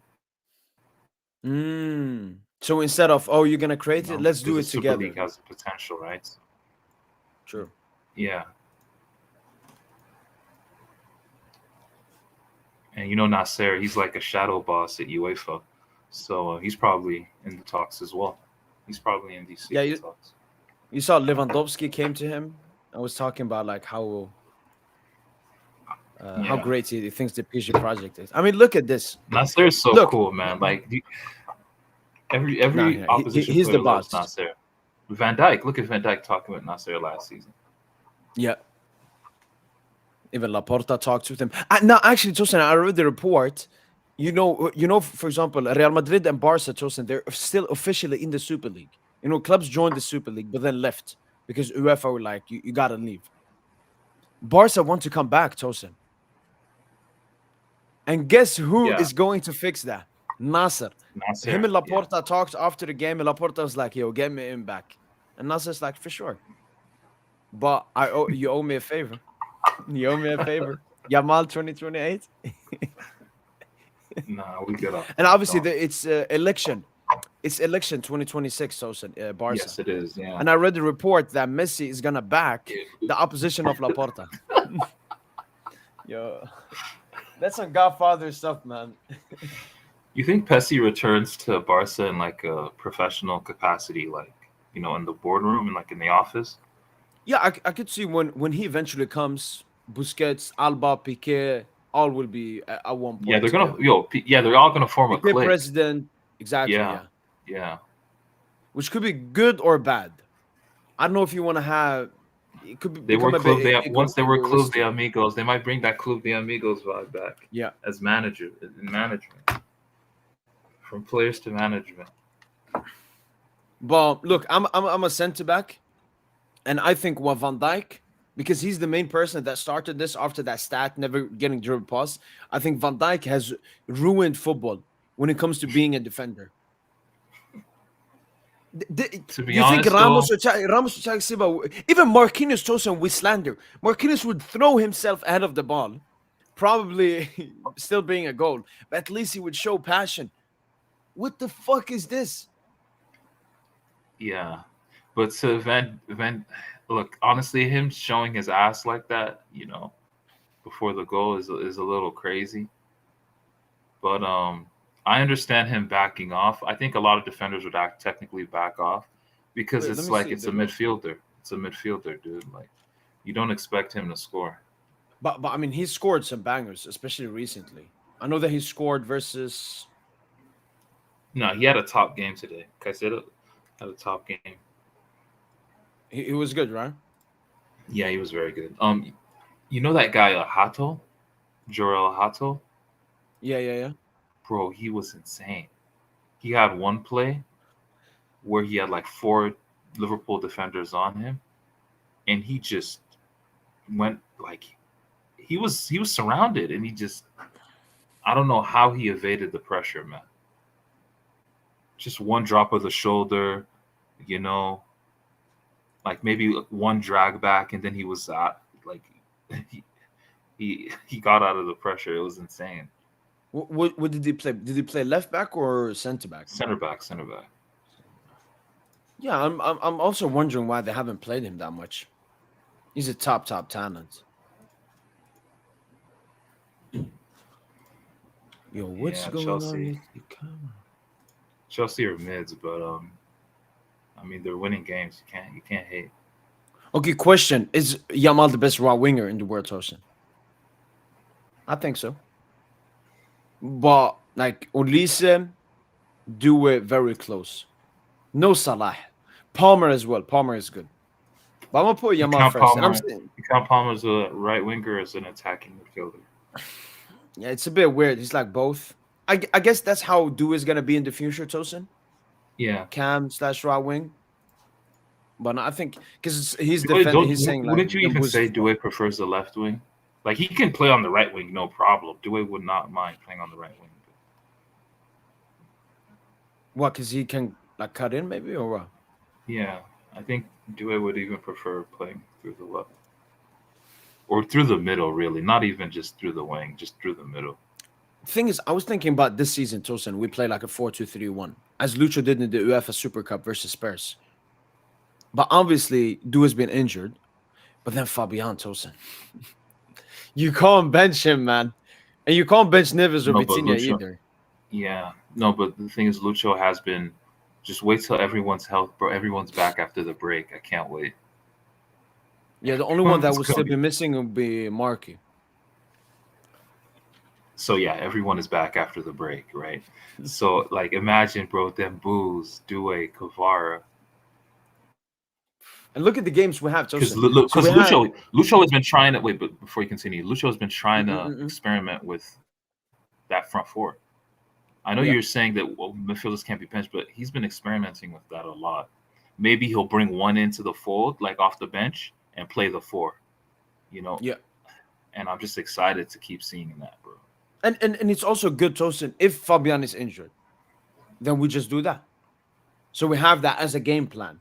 If one of our top I'm not sure, though. The thing is, Mayulu's making a case. Mayulu? Yeah, like... Bro, Mayulu's making the case to really be a fixture in the rotation. Yeah.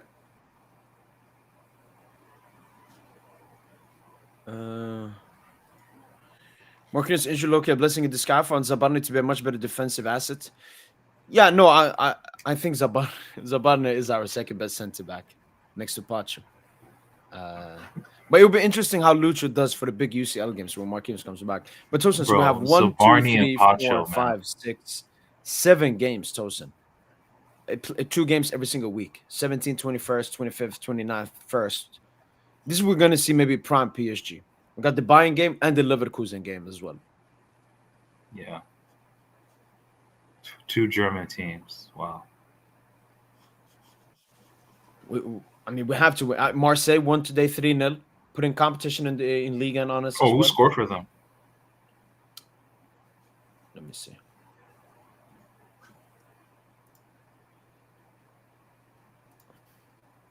Paixão, O'Reilly, and Guiri. Oh, that Paixão guy is now cooking, huh? Yeah, Greenwood did start. He started it. He was looking bummy in the first couple of games. You seen like this guy cooking for Priest FC, Algerian? Yeah, 4 goals right now. Wow, Dembele's gonna be back with what? Just 2 goals off of the top scorer list. Yeah, hopefully Barcola gets maybe a goal tomorrow. Yeah, or 2, honestly, just to top it. No, Barcola, he's a frustrating player, Tosin. That's why the best way to describe him. It's such a baller. Yeah, I rate Barcola, dude. Like, if you're a threat, if you put fear in defenders in certain situations, I mean, you're always on my team. Yeah. So, I got time for Barcola. I think we are in no stress. Do you really think he was the worst of the attacking 3 though against Barca? In terms of expectations, in terms of his standards, okay. Yeah. Okay, that makes sense. Because Kubarsi, he was really cooking that clown Kubarsi, man. Man, Kubarsi he's food. Plus, Mbaye, apart from that Kunde run, what did he really do? Mayulu for sure. Mayulu, I'll put him top, man. Yeah, no. Mayulu was the best attacker. Croqueta, nutmeg, those touches. He looked like Bellingham. And I've said that comparison for a while. He looks like a football version of Bellingham. Like smoother with the ball, with his movement. He's not stiff. Bellingham is stiff. Bellingham, funnily enough, during last season or 2 seasons ago, when he was, when he had that hot start to his Madrid career, he did an interview where they asked him, what's your weakness or what'd you like to improve on? And he mentioned Ousmane Dembele. He wishes he was very 2-footed. He wishes he was more 2-footed than he currently is. That's what he said at the time. And I just think it's funny that you say Mayulu's like a Bellingham, and he might be just the footballing version of Bellingham, bro. No, because when I look at that, what was it? The feint he did past Frankie De Jong. Like, did you Yeah, see yeah, that yeah. video they showed with him side by side to him Oh, and with Dembele? them boos, man. Yeah, yeah. It's you, bro. The one constant in that video is Frankie De Jong getting absolutely torched, man. He's played that 3 times, Tosin. Since rejecting us, by the way, for Barca. And he's been asked every game.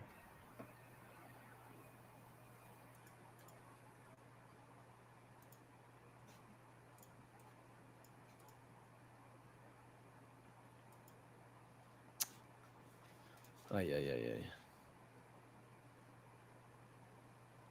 yeah. By the way, Tosin, think about it. All of our victories away versus Barca, comebacks.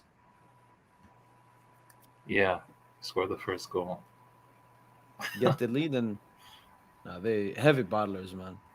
Bro, it's so funny. We were actually calm after that first goal, me and you. Like, sure, I Yeah, think no, I you was just raised a little mad. bit. Yeah, I Yeah, was yeah, mad because about we the goal. gave them a goal. Yeah, but we were just calm. Bro, when I seen Vitinha just clapping his hands, like, come on, guys, it's whatever. Yeah, yeah, Come yeah. on, come on. Vitinha, bro, we have so many leaders on our team. Hakimi, For being such that a young block. team as well Yeah, is exactly. Like Hakimi's such a leader too, man. Look at the block. Look at that block on the Olmo shot in the second half, where we were in the ascendancy. We yeah, were, if Barca scored that goal, that would have been against the run of play. yeah. But see, just But Hakimi's right there. no, there's Like, our players, Tosin, they take responsibility. yep, That's a huge thing. When we don't have the ball, when we're a bit poor, everyone wants to take responsibility in this team, and that mentality, Tosin, gets ingrained into the youngsters. Mayulu not yep. celebrating. Imagine your second start in the UCL, starting versus Barca with the entire attack out, and you score a great goal, and you just point to God and go back because you want to score again. Exactly. Go about your business. Act like you've been there before.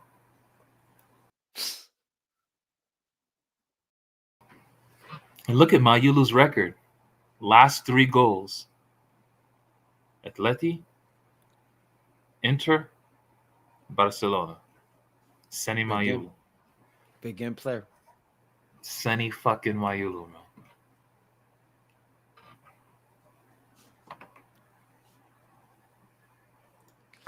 I watched a Tony Cruz pod yesterday, and even he said after the conceded goal versus PSG, Coleman got a certain aura about them nowadays.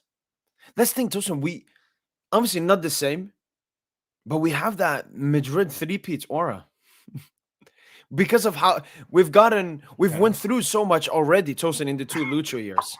Like Yeah. being so bad in the group, because like that Madrid core, the Ramos, the Benzema, the Ronaldo, those Tosin, they were there for a while. Ronaldo Yeah. came in 09. He won his first UCL in 14. So he suffered a lot. He had to But our grind. players suffered so much those 2 seasons. All the defeats in the group stage, we faced all the top teams in Europe. So like nothing phases us anymore, Tosin. Oh, we're gonna go Mandzukic, We've beaten every missing top team. players. We'll do that. No problem. Beaten every top team, man. Only What's teams we need to probably beat, like maybe just like those Serie A teams, like the Juves and the AC Milans, mm-mm-mm. just to have it on our badge, just to have that on our badge, just to beat everyone. You know what I mean? Yeah, issue is we can't. Yeah, Juve we can face. I would like to face Dortmund as well, Tosin, because lots I want to face Chelsea also. Chelsea, yeah, yeah, I need to get that lick back And after I was them. gonna say, Tosin, the only They're thing gassed that again after beating Liverpool. yeah, but Tosin, the only thing that goes against us is when we get arrogant. There were two significant moments we were arrogant last season. That was Aston Villa's second leg when we were 5-1 up, and the Club World Cup final. Because I genuinely believe the PSG players, after beating Bayern and Madrid with ease as well, when they looked at Chelsea, they were like, "This is an easy game." But that was a mistake that the players made, that us the fans made as well, and we learned from that. That was the kind of game just where we needed to just have the luck of scoring first, or just scoring in general. Yeah, You just because we have were the luck also of just putting one goal in. It's a yeah. game. It's a game. But by the 70th minute, and by the time we just started taking off Hakimi and shit, by that time we just waved the white flag. Yeah.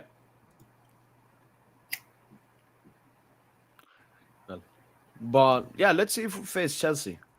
But I'm really excited for the Bayern game, Joseph. Bayern obviously broke the record. First team to win 10 games in all competitions. First 10 games. Looking really strong. Beat Frankfurt. Bro, Liverpool I really can't wait. sold their best winger, bro. Liverpool Oh, really Diaz. sold their best winger, dude. Yeah, Luis Diaz Diaz doing like is a Robin arc. he's a genius, man. Luis Diaz is underrated. Very underrated. The Bayern are, you know what? Maybe I'll put Bayern, but Arsenal too, man. Arsenal, bro. Zubimendi is a very very good player, man. Mm. He's a Lucho player. Now I see why we were linked with him. Zubimendi and Franco Mastantuono from Madrid. I Yeah. see why we were linked with these guys, man. Like these are Lucho players. Man, Zubimendi's weight of pass is insane, man.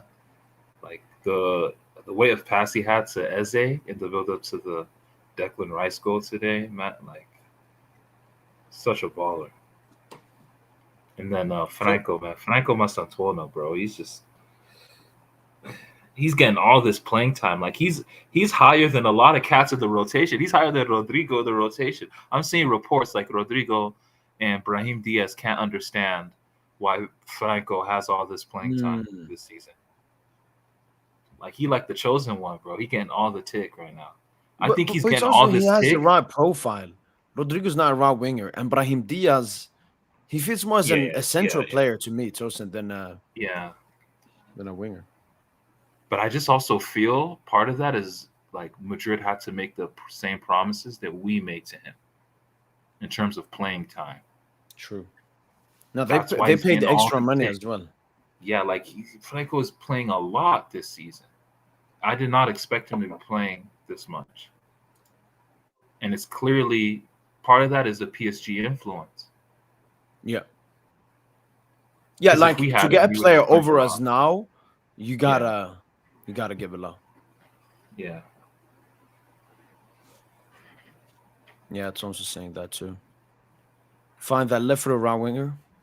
Yeah, I mean, I guess it's Akhliouche, and Akhliouche has been performing so bad for Monaco this season compared to last season. So Yeah, but do you think, it's just a case of I'm trying to dip right now? yeah, That's just all it is in Akhlish's mind. He wants to leave. yeah, I think so. Especially he got the national team call up recently as well. Wait, Yeah. did he get called up this time? Yeah, he did. He did. Okay. There was a report like saying he might not get called up, because of his loss of form, his dip in form. But it looks like he got called up, so he's good. Yeah, especially like no do and no Dembooz, so there's extra spots there. Yeah.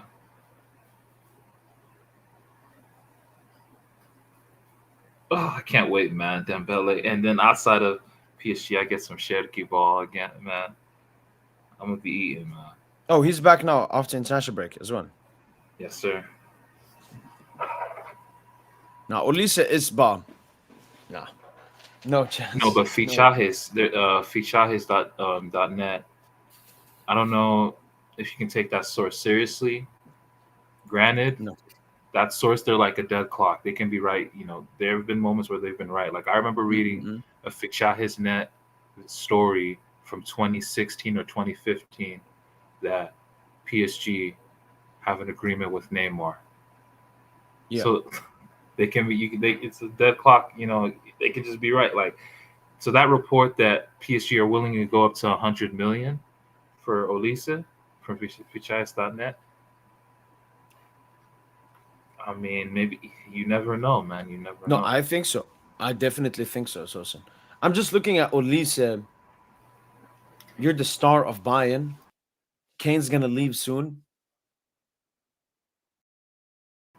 I don't know. It just seems very hard for him to jump Musiala ship. is the star of Bayern.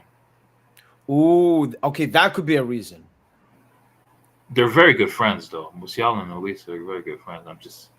But I think Musiala is the star of Bayern. I don't know. I think Olise is already better than Musiala has ever been, Tosin.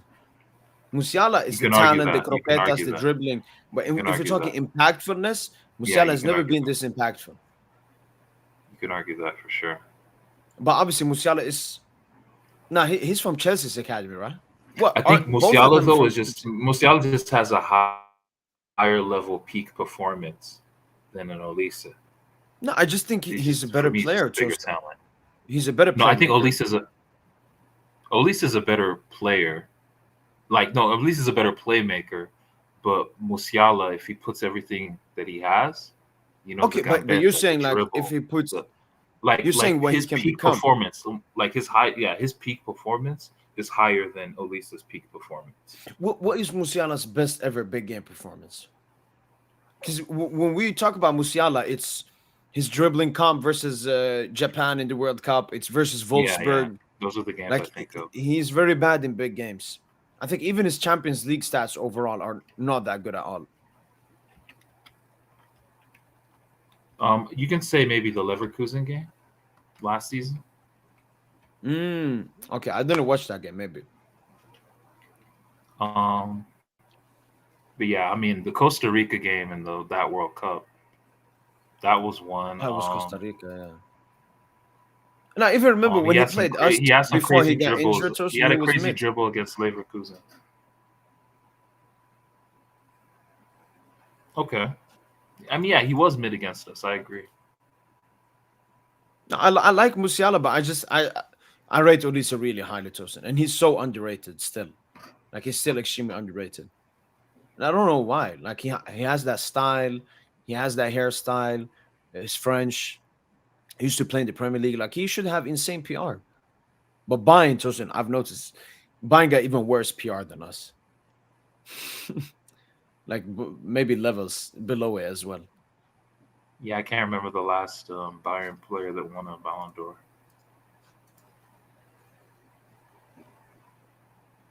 Maybe Lothar Matthäus. I don't even think he was playing for Bayern No, anymore. he won at Inter, right? Yeah. Maybe Rummenigge.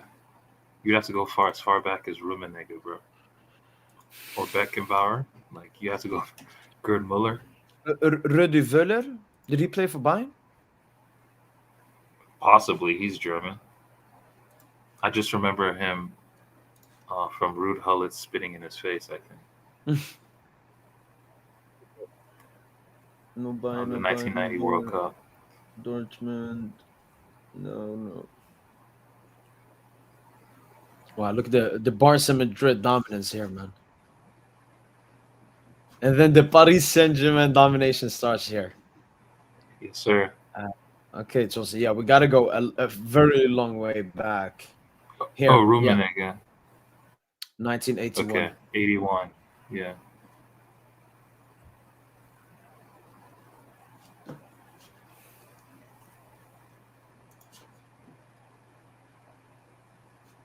Bayern have been rejected like 20. That's true. Now their sporting director is so bad. Remember Bayern really wanted Declan Rice. Yeah. Tuchel. In Tuchel years, yeah. And by the way, Chelsea, regarding Upamecano, this is the latest report. Barca interested? Could be. Money is the main sticking point in the contract talks between Bayern and Upamecano. Frenchman feels comfortable at Bayern and identifies with the club, but wants to be shown appreciation and feel treated equally as the other players. And that's true, Tosin. Musiala, Neuer, Kimmich, all of these players got insane extensions. And Oppa is like, yo, pay me. You got to pay me. Musa Soko, Marco Lissan, or the big sign, Alfonso Davies as well.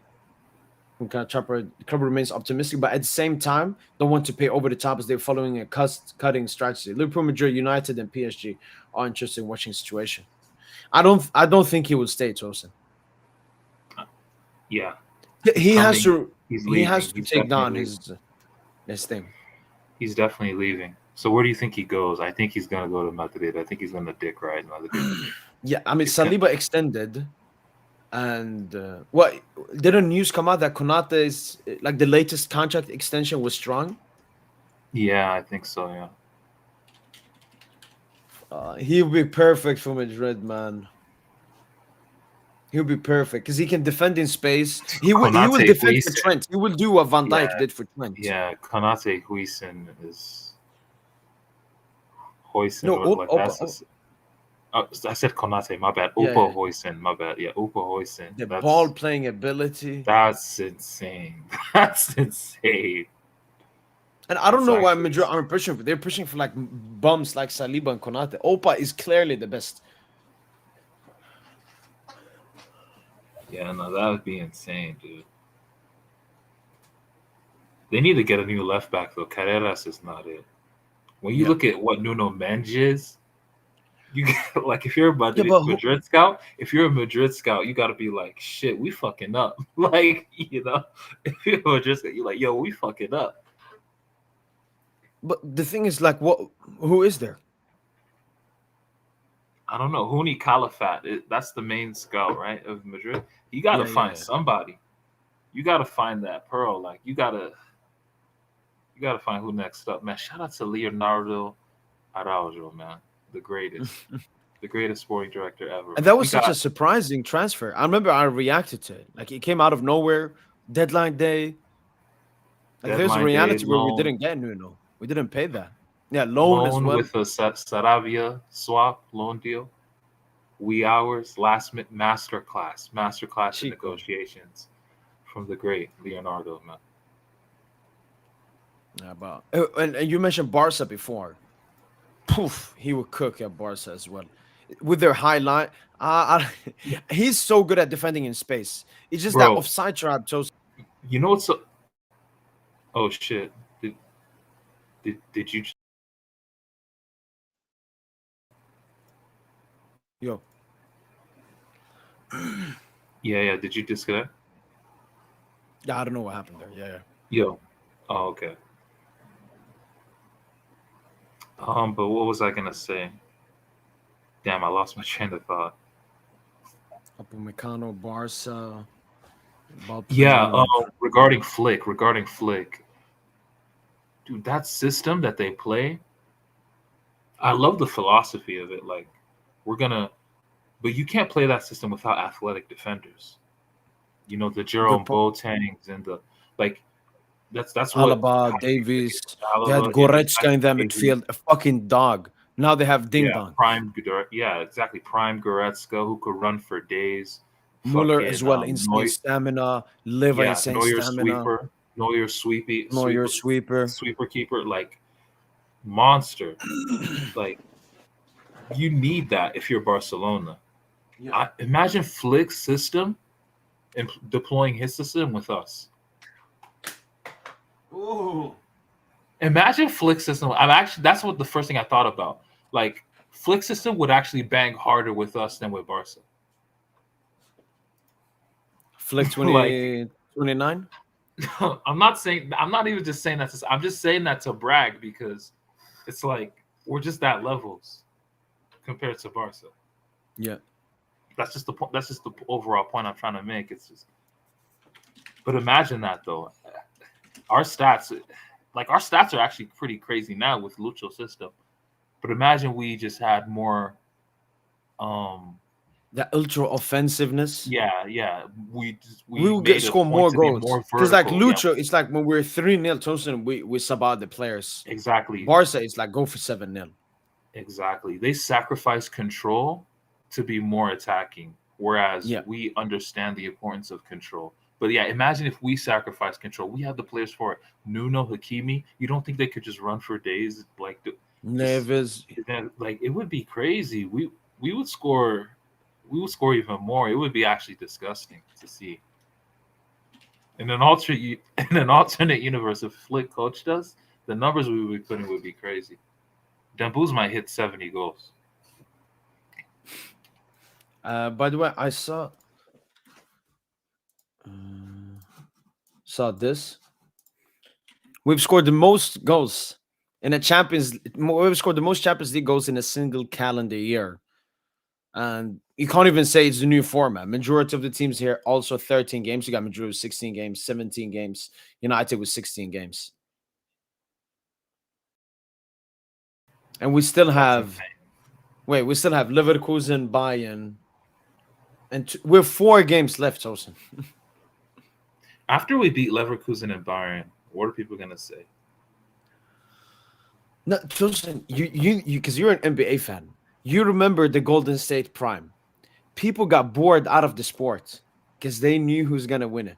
We're gonna make the Champions League into Ligue 1, Tosin. You're gonna know the winner before the season even starts. I love it. We just need that KD signing. The Haaland. Look, Tosin. So look, wait, do you say we need to lose in the final though? Like imagine we lose in the final. Imagine Tosin, we're up 4-0 up. Nuno takes a red card. Yamal scores comeback. No, he'll be carried by Rafinha, like LeBum was carried by. No. Say let it be by like I don't want to know Barca. Barca are not on our level, bro. There's just no world where Barca. There's no world where Barca beat us. I know, but so Golden State. But you can say Bayern. I think Bayern might be Cleveland that team. were their rivals for a while. Who do you think is going to be Barca are not our rivals? Barca are not rivals. No disrespect. Do you think like Bayern are closer? The upcoming 4 seasons, Bayern are a bigger matchup. Bayern are tougher. Bayern compete with us tougher than Barca. I know they just don't have that star thingy. Cleveland, they had what? LeBron and Kyrie. Wait, you want to say that about Kane? Maybe Kane or Lisa? Nah, you can't. Like Dogma Pedri fits that. Like it fits the analogy. Yeah. Tom's asking, do you think Dembele's season was a one-shot statistically? Does it mean like a one-season wonder or what? One-season wonder statistically? I don't think so, man, because everyone scores in this system, man. Everyone scores in this system. I can't wait for him to return, man. What players out there Tosin currently campaigning to bring to PSG? Oh shit. Man,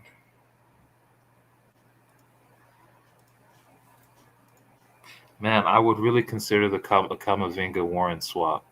I would really consider it. Camavinga and Neves hunting the ball would be crazy. How both started though? Both box to box. I see Camavinga as a box to box. I don't see him as a 6. I know. He would play box to box, but I think if he understands the system and he rotates well, he could be a monster. No, because he has the PMP, the technique. He has what he used to be a PSG midfielder. Exactly. Like that would be crazy if we could pull that off. Because people are saying Buadi, but the thing with Buadi is that from what I'm watching in his comps, it's like he's just winning fouls right now. He's not really generating play. He's good defensively, but he's not really generating play for his team. Like if he was doing that, then I'd be like, okay, let's really look into that. That's why I really want to scout him tomorrow, see how he does. But yeah, Camavinga is someone I would look into for if you're thinking about a midfielder. In terms of the attack, shit, I don't know, dude. I just wish you can get like if there's whoever is as close to 15, 16 Riyad Mahrez. If you can find a player like that for our right wing, it would be disgusting. So and that's basically Sherky. This is why I really wanted Sherky. This is just really why I wanted Sherky, dog. So you should wish for him to flop at City, Tosin. Because if he flops at City, no. That's just not going to happen. It's just not going to happen. Who's the best player in the world at the moment? A lot of people say him, but I'm gonna say Kane. I think Kane. I'm gonna say Kane, Tosin. I've seen a stat. He has better GA per 90. Talking this season, if you're talking about this season, yeah. Oh, it's Mbappe and Haaland and the rest. I mean, I'm gonna say Kane, Tosin. Tosin, Kane has been cooking though. Averaging 2 GA per game, Tosin. Better than prime Messi. He's having that Dembo's early 2025 run. But obviously, Mbappe and Haaland deserve shots as well. Yeah, those are the three standouts to start the season. I mean, are you confident for him to score around 30? Oh, yeah. Especially taking penalties as well, yeah. But I think actually Dembele will get more assists this season. Because if you look at him in the start of this season, he's playmaking even more. We saw that in the Spurs game as well. Obviously, these are just anomaly games, but I think Dembouz will be. You know, last season, Tosin, Dembouz goals were here, his assists were here. I think this season will be a little bit more even. Think about it. In the last 10 games of the season, not counting the Club World Cup, take out the Club World Cup. Yeah. In the last 10 games of the season, he had one goal, which was the Arsenal goal. But he had 6 assists to go with that one time. goal. Yeah. Yeah, the double Villa. Yeah. So that's the thing. Them boosts can just switch modes. It just. Yamal wish he could change that mode, man.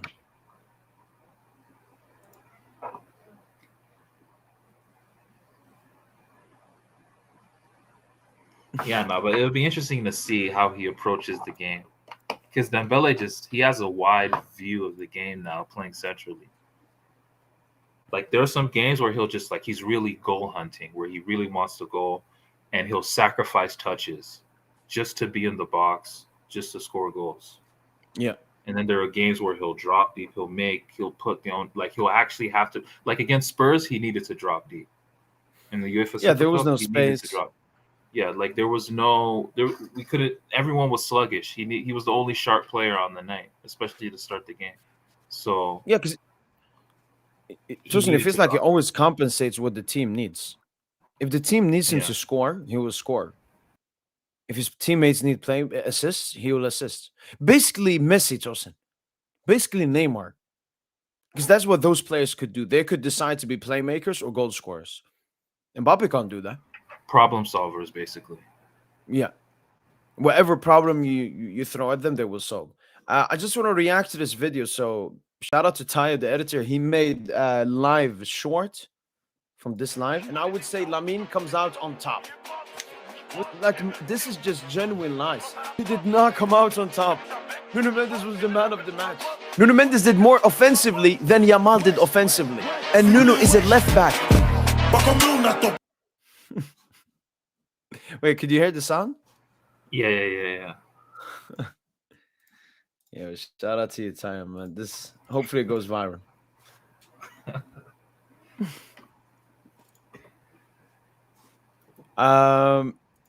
صباح الخير.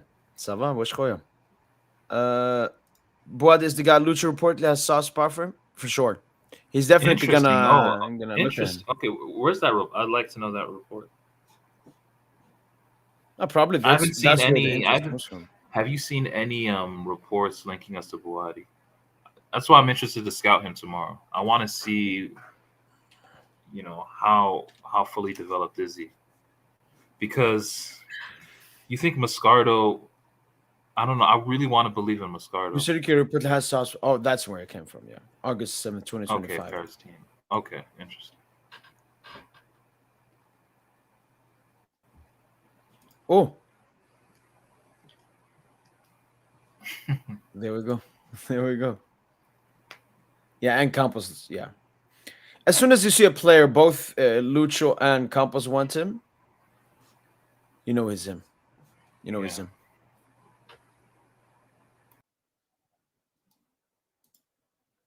No, I did not. Clear of Camavinga? Listen, Camavinga has been in very poor form for a while, so. Yeah, he has. I'm just thinking of the Camavinga I saw at Stade Rennais. We can bring that out. And the player he's been in patches at Madrid, that he's the level he showed in patches. And a PSG fan posted this. Okay. You see what it is? Same contract, even deadlier counter-attack. Mbappe, fucking ass, man. No, but shout out to Koundé for the assist, man. Great assist, Kunde.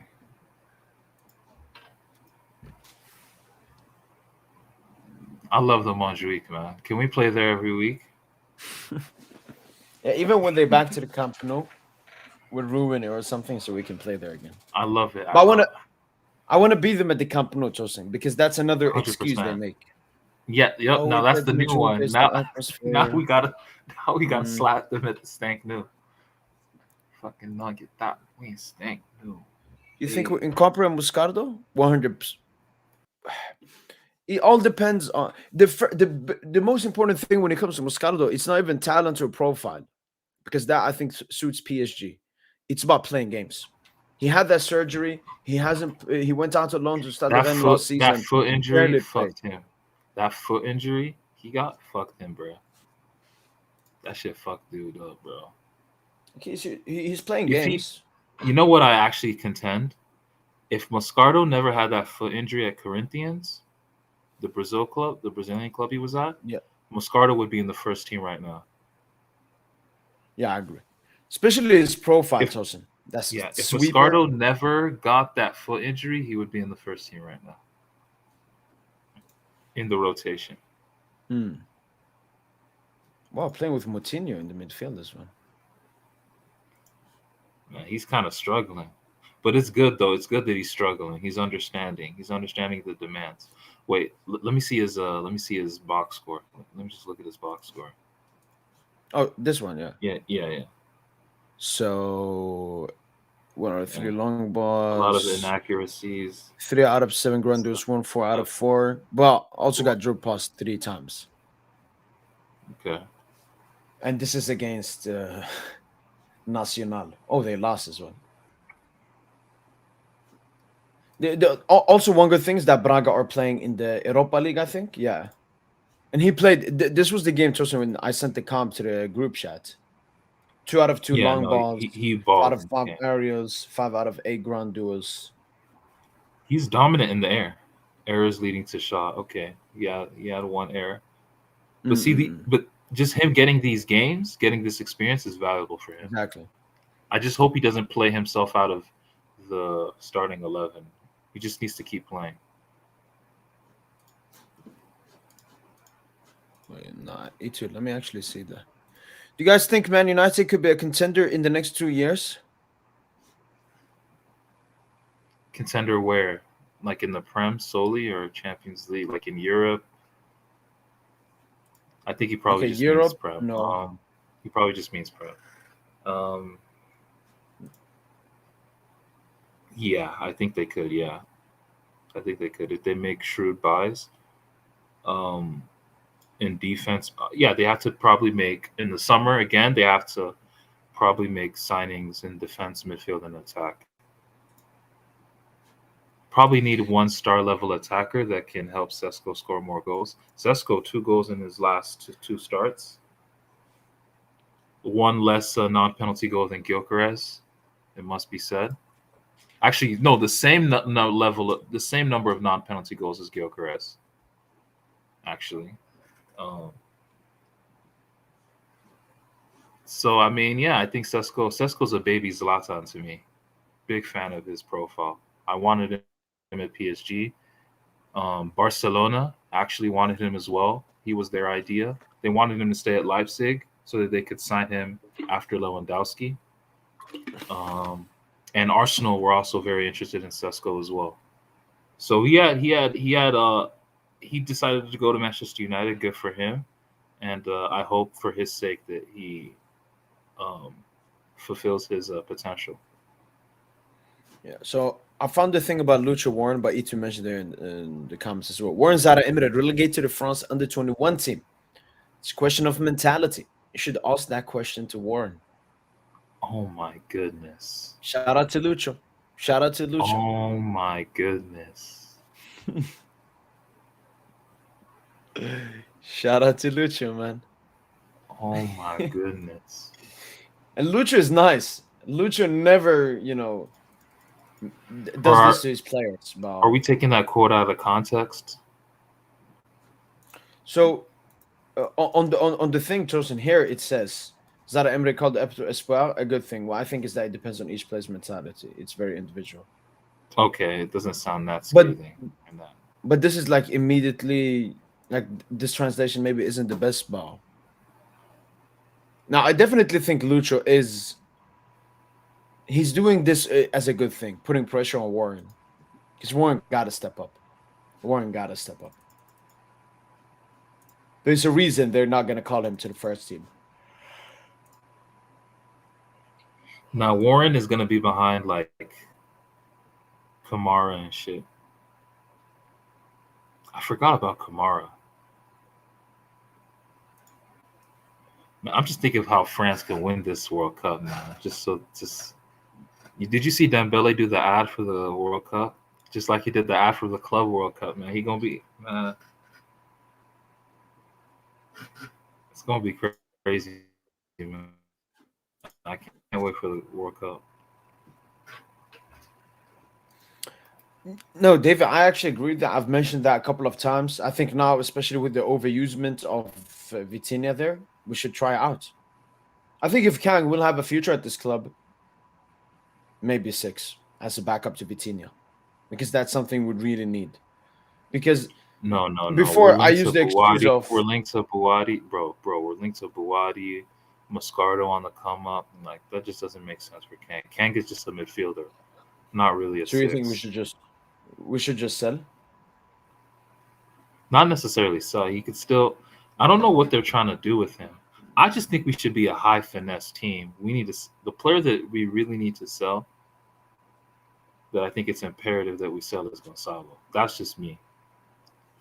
And then I just like the hub of what we have of just these very technical mix of attackers, defenders, and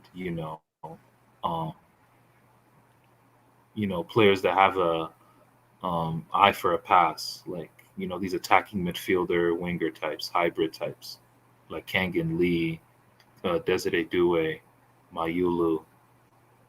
Like man, it's just so vibey, bro. Gonzalo's the one fucking up the vibe. I swear to God, bro. He's just the only dude like fucking up the vibe, but he's scoring big goals, so you can't take that away from him. No, I think when he comes off the bench, Tosin, we play a different kind of football, more direct, more looking for him. It suits him. But when we start off the game, we want to control the game, have possession, find outlets. That's just nice thing.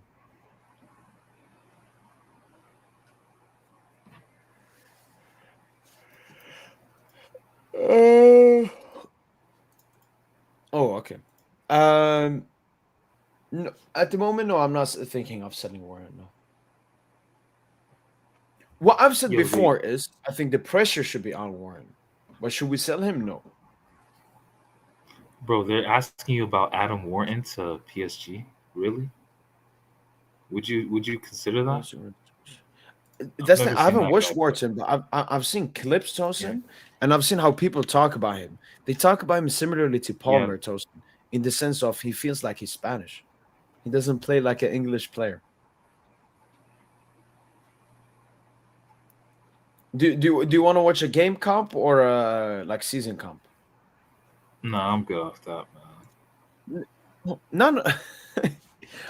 Okay, we'll just see a couple of seconds here. Yo. Wait, let me turn off the camera while I watch this. I'm lagging too much.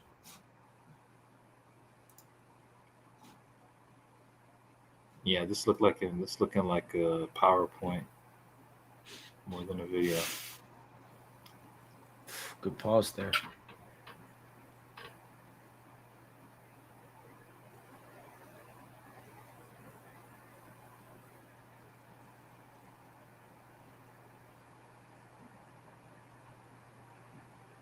Like he's really good defensively and he's very good with the ball.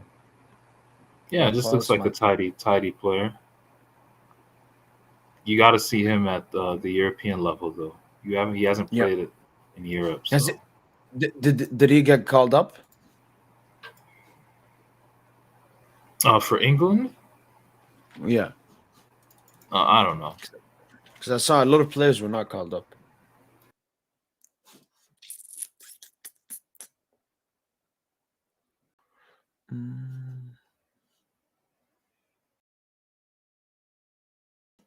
Will Dembele play tomorrow? No. He's back after the international break.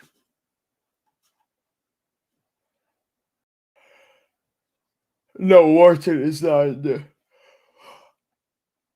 in the new squad for England.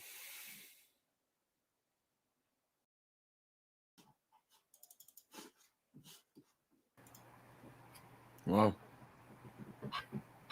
Wait, who's leading the Prem? Wharton. Oh wow, okay. Is there one glaring stat that worries me about Wharton? He's the most dribble pass player in the PL this season. It could be because he's very aggressive. Nuno Mendes, for example, he gets dribble passed more than you would want to because he's so aggressive. But maybe he's just not. No, but if he's very good though, if he's still competent defensively, as long as he has that effort, because if you look at our midfield, apart from Neves, yeah, like neither Fabian nor Vitinha are defensive profiles. Sure. We just have two miniature midfielders in the style of a Verratti, and then one tall, skinny, lanky midfielder for like the Busquets, with the Busquets Mata size, like Fabian. But Fabian isn't a guy who sits in front of the defense. He does everything as a central midfield player. Such a beautiful balance, man. It's the coldest midfield in the game, and none of these dudes is getting their credit. As when you talk about the best midfielders in the world, you're gonna hear Pedri Bellingham. It's disgusting, man. Yeah, it's also like they talk about Vitinha. Vitinha has a lot of pop and PR, but they don't talk about it as quite clearly the best three-man midfield in the world. I'm not comparing it on the level of Iniesta, Xavi, Busquets, but it's in the same thing. Xavi, Iniesta, Busquets, Casemiro, Modric, Cruz. Two insane midfield trios. Bro, that's what this midfield trio is. If they play long, they will surpass that midfield. Look, they're already Fabian and Neves together. Highest percentage of wins this century. You know that, right? The highest winning midfield duo ever. And what was it? Another one like a 4 spot and something as well. The second is I think it's Vitinha. It's the Vitinha combo, Vitinha and Neves, and then I think Vitinha and Fabian, and then there's Verratti Matuidi came in at like 7th or something.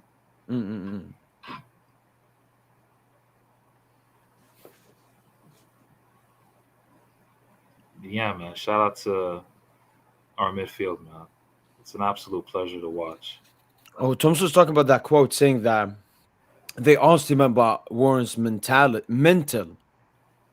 not mentality.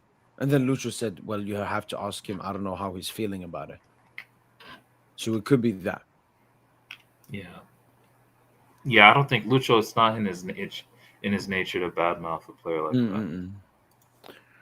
Orlean asking if you could sign Julian Alvarez or Michael Olise. Julian Alvarez. Neither, man. All right, Cherky. I just want. Forget Cherky. Just get whoever is the closest profile to 2015-16 Riyad Mahrez. Get that on my right wing. Just get me that on my right wing, and we're good.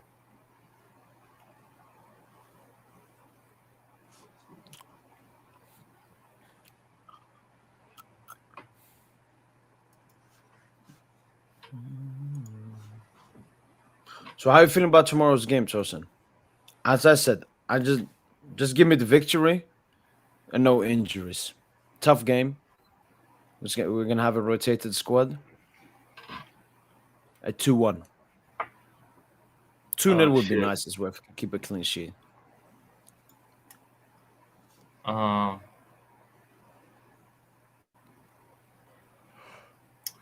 gonna say 3-1. I'm gonna say 3-1. I'm gonna say the midfield goes crazy today. Vitinha, another masterclass. Warren, another quality game. Mayulu, you know, he'll have another solid game as well. So yeah, I'm Yeah. gonna say Warren breaks his duck. I think Warren scores tomorrow. Um, I'm gonna give Warren a goal, and I'm gonna give Ramos. If Ramos comes off the bench, I'll say he scores, and I'm gonna say Barcola score as well. Nah, Gonzalo predicted to start, and I think he will start as well. I But really don't imagine want him to Enjanto start. starts. It needs to be in John too. I think he needs to start in John too. Play Barcola center forward this game, low key, and Baye Which you on the could, left, and I and think Lille will be open as well. Lille usually like don't sit put in back Baye. back. Why not just start in Baye on the left this game? Let him cook from what he did last couple days ago. Legit, just start in Baye on the left, Barcola center forward, and yeah, Kang at right wing with Hakimi bombing, so Kang can just invert, come inside more.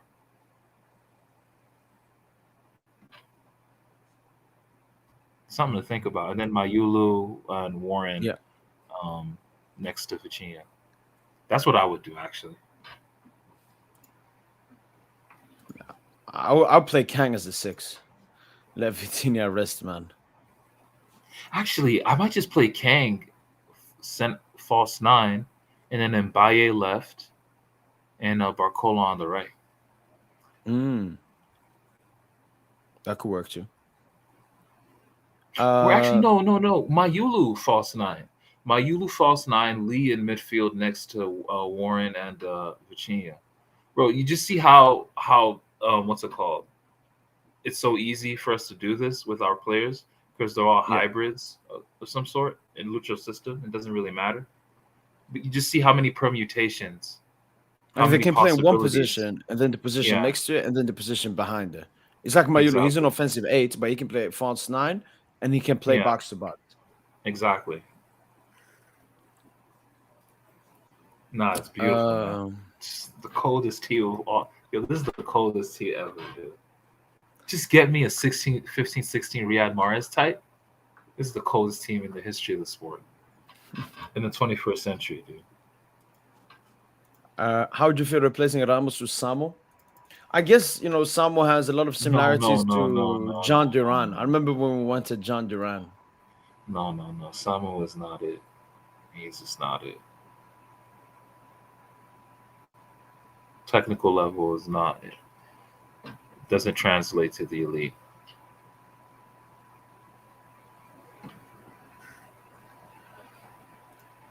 He's a powerhouse, though. He's a powerhouse of a striker. But no. Where did he go, by the way? I think did he leave Porto or did he stay?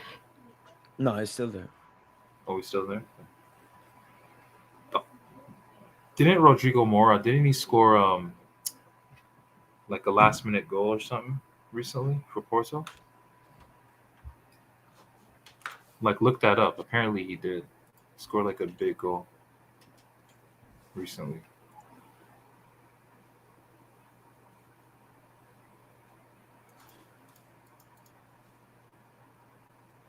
Yeah, against Red Star in the Europa League.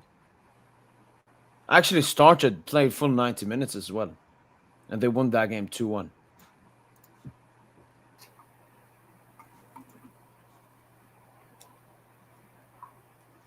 Maybe we should be on the lookout for that.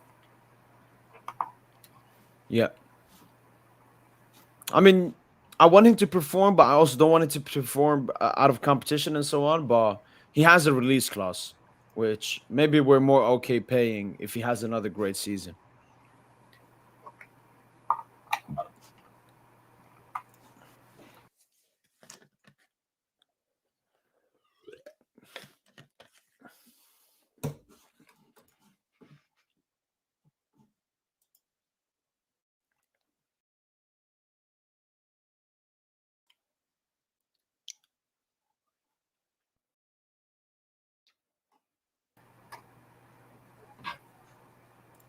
Shiloh saying I want a Yamal duplicate. Yo, I mean, technically, yeah, that might be it. Yo, by the way, Simons, yo, bro, I need to talk to Junior about Xavi Simons. Man, dude, let me show you a clip. There's a clip today of his failed Rabona. He did like a Rabona. It was a failed pass. Bro, you're gonna laugh at this clip. I need to find it and send it to you, bro. I'm gonna find it right now.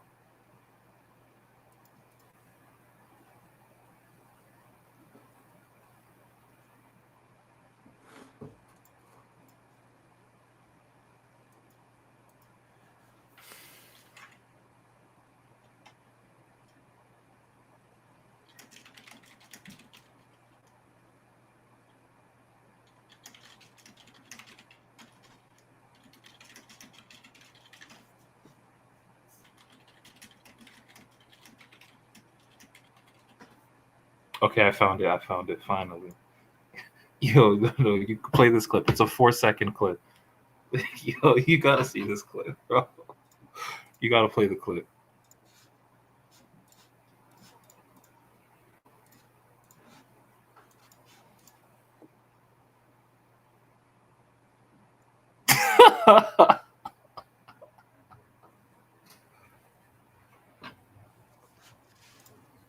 Xavi, man. Nah, he been reeking, bro. Like he's not been reeking. Actually, maybe that's a little too far, but he's been mid. He's genuinely been mid. Probably like a touch better. I don't know who's been better, him or Verts. I have to ask the question. But I still think that like Verts has created the most. Yeah, I'll say Verts by a slight. But man, like these Bundesliga, attacking midfielders that were cooking. You know what I mean? Like, they get exposed. Dog. Yo, and you know who else is low key a flop, bro? Gyökeres is a flop. I'm sorry. He's a flop. Dude. I don't know, but I also blame it at Arsenal because Arsenal is so bad at creating from open plays. Also, I mean, you can say that. You can say that, but man, Gyökeres, there's nothing about him, man. Like his touch is very poor. Like his hold-up play is hit or miss. And you're training against fucking Saliba, Gabriel. You're training against like 10,000 center backs in training every day. Your hold-up should be on point, but it's not really. True. Like, I don't know, man. Like Gyökeres he's mids, man. Nowhere near a world-class level player. Nowhere near. Maybe he'll have another prolific. Maybe he'll have one prolific season. Maybe he'll fluke one, but he's nowhere near a world-class player. Nowhere near.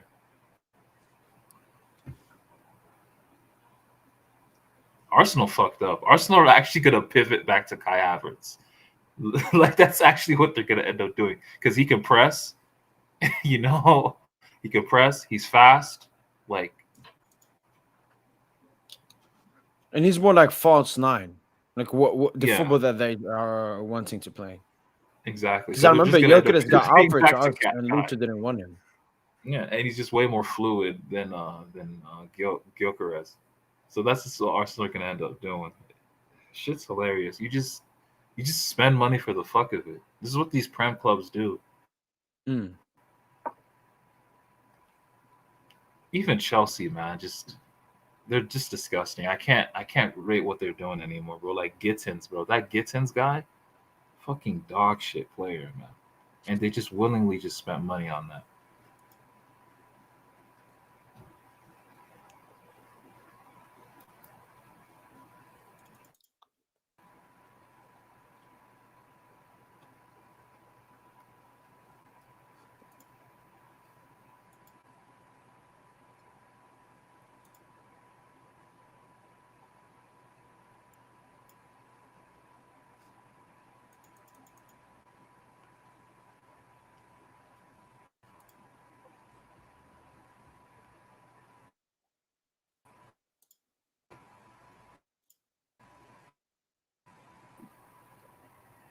Oh, Arteta wanted Sesko? Yeah, he did. He didn't. I don't think Arteta wanted Gyökeres, man. This is what it really sucks when like politics gets in the way of like playing time, like we had that at like Liverpool kind of have that with fucking Chiesa. Like Slot never wants to play Chiesa. Yeah. When have we had that at PSG? Like a player that just on a political level just like maybe Ben Arfa. Like Emery was just like, I'm never playing this guy. Like he thinks he's Messi. Maybe Mukiele No, with Lucho. Because Lucho was legit no, putting Ugarte. anyone there instead of him. No, honestly, it wasn't political with Ugarte. He was just dog shit. I'm trying to think political or like a player just wasn't playing. Because Mukiele, I remember a lot of it was because he was parching and stuff. Yeah, but I just think it's more so he's just. I mean, he was still better than Zag. No, I respect Zag, man. Zag's gonna come back a genius. We need to start trusting our academy more, man. Granted, it's not, like Stade Rennais level, La Masia level. But I mean, bro, is Mayulu the number one standout right now from the academy to you? Obviously, yeah. Man, Warren really lost his spot just like that. He's the golden boy.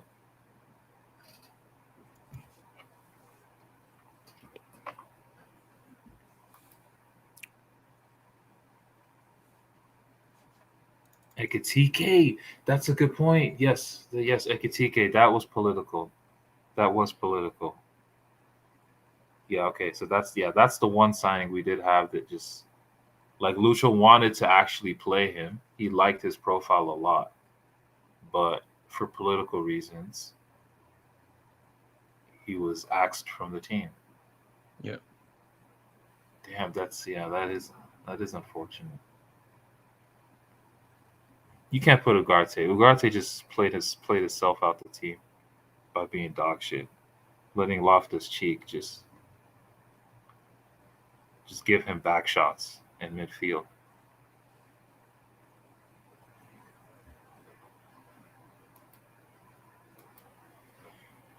But yeah, man. All right, I'm probably about to head out. Tosin. Obviously, there's going to be an international break, Tosin, so we'll have the post match tomorrow after Lille.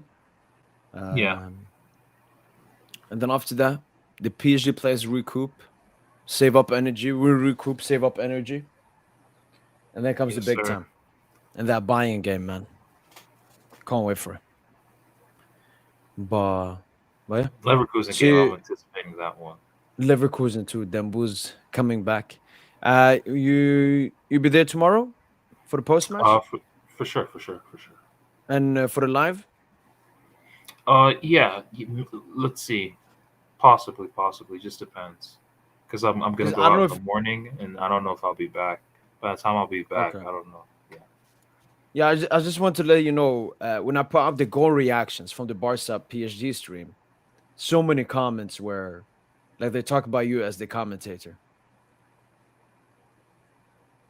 Oh, for real? They use that they like you and everything. Because I've noticed it, like me and you, Justin, we become like a perfect commentary duo, especially when it's a big game and we get emotional. And everything. Yeah, no, yeah, for sure. No, that Barca game, I just knew we were gonna break the hex, man. It was a 1-year anniversary of that Arsenal game. Yeah, October the 1st, 2024. Yeah, we just knew, like, 1-year anniversary of that dog shit game. Here we are playing away at the Emirates. A year later, playing away at the Montjuic. And I mean, it was business as usual, man. It was. But yeah. But I just want to let you know that. Got a lot of positive comments. For sure. Take care, G. Take care, Tosin. Peace, bro. All right, then, people. Hopefully, you guys have enjoyed this pre-match podcast. And yeah, we'll be live tomorrow for the live watch along of Paris Saint-Germain versus Lille. Let me actually check up if I wake up early, which I 100% most likely won't do. Is there a game I could watch? No, honestly, I've had a lot of streams like watch non PSG watch alongs. Barca play early versus Sevilla. Okay, that game a little bit maybe, but I don't think so.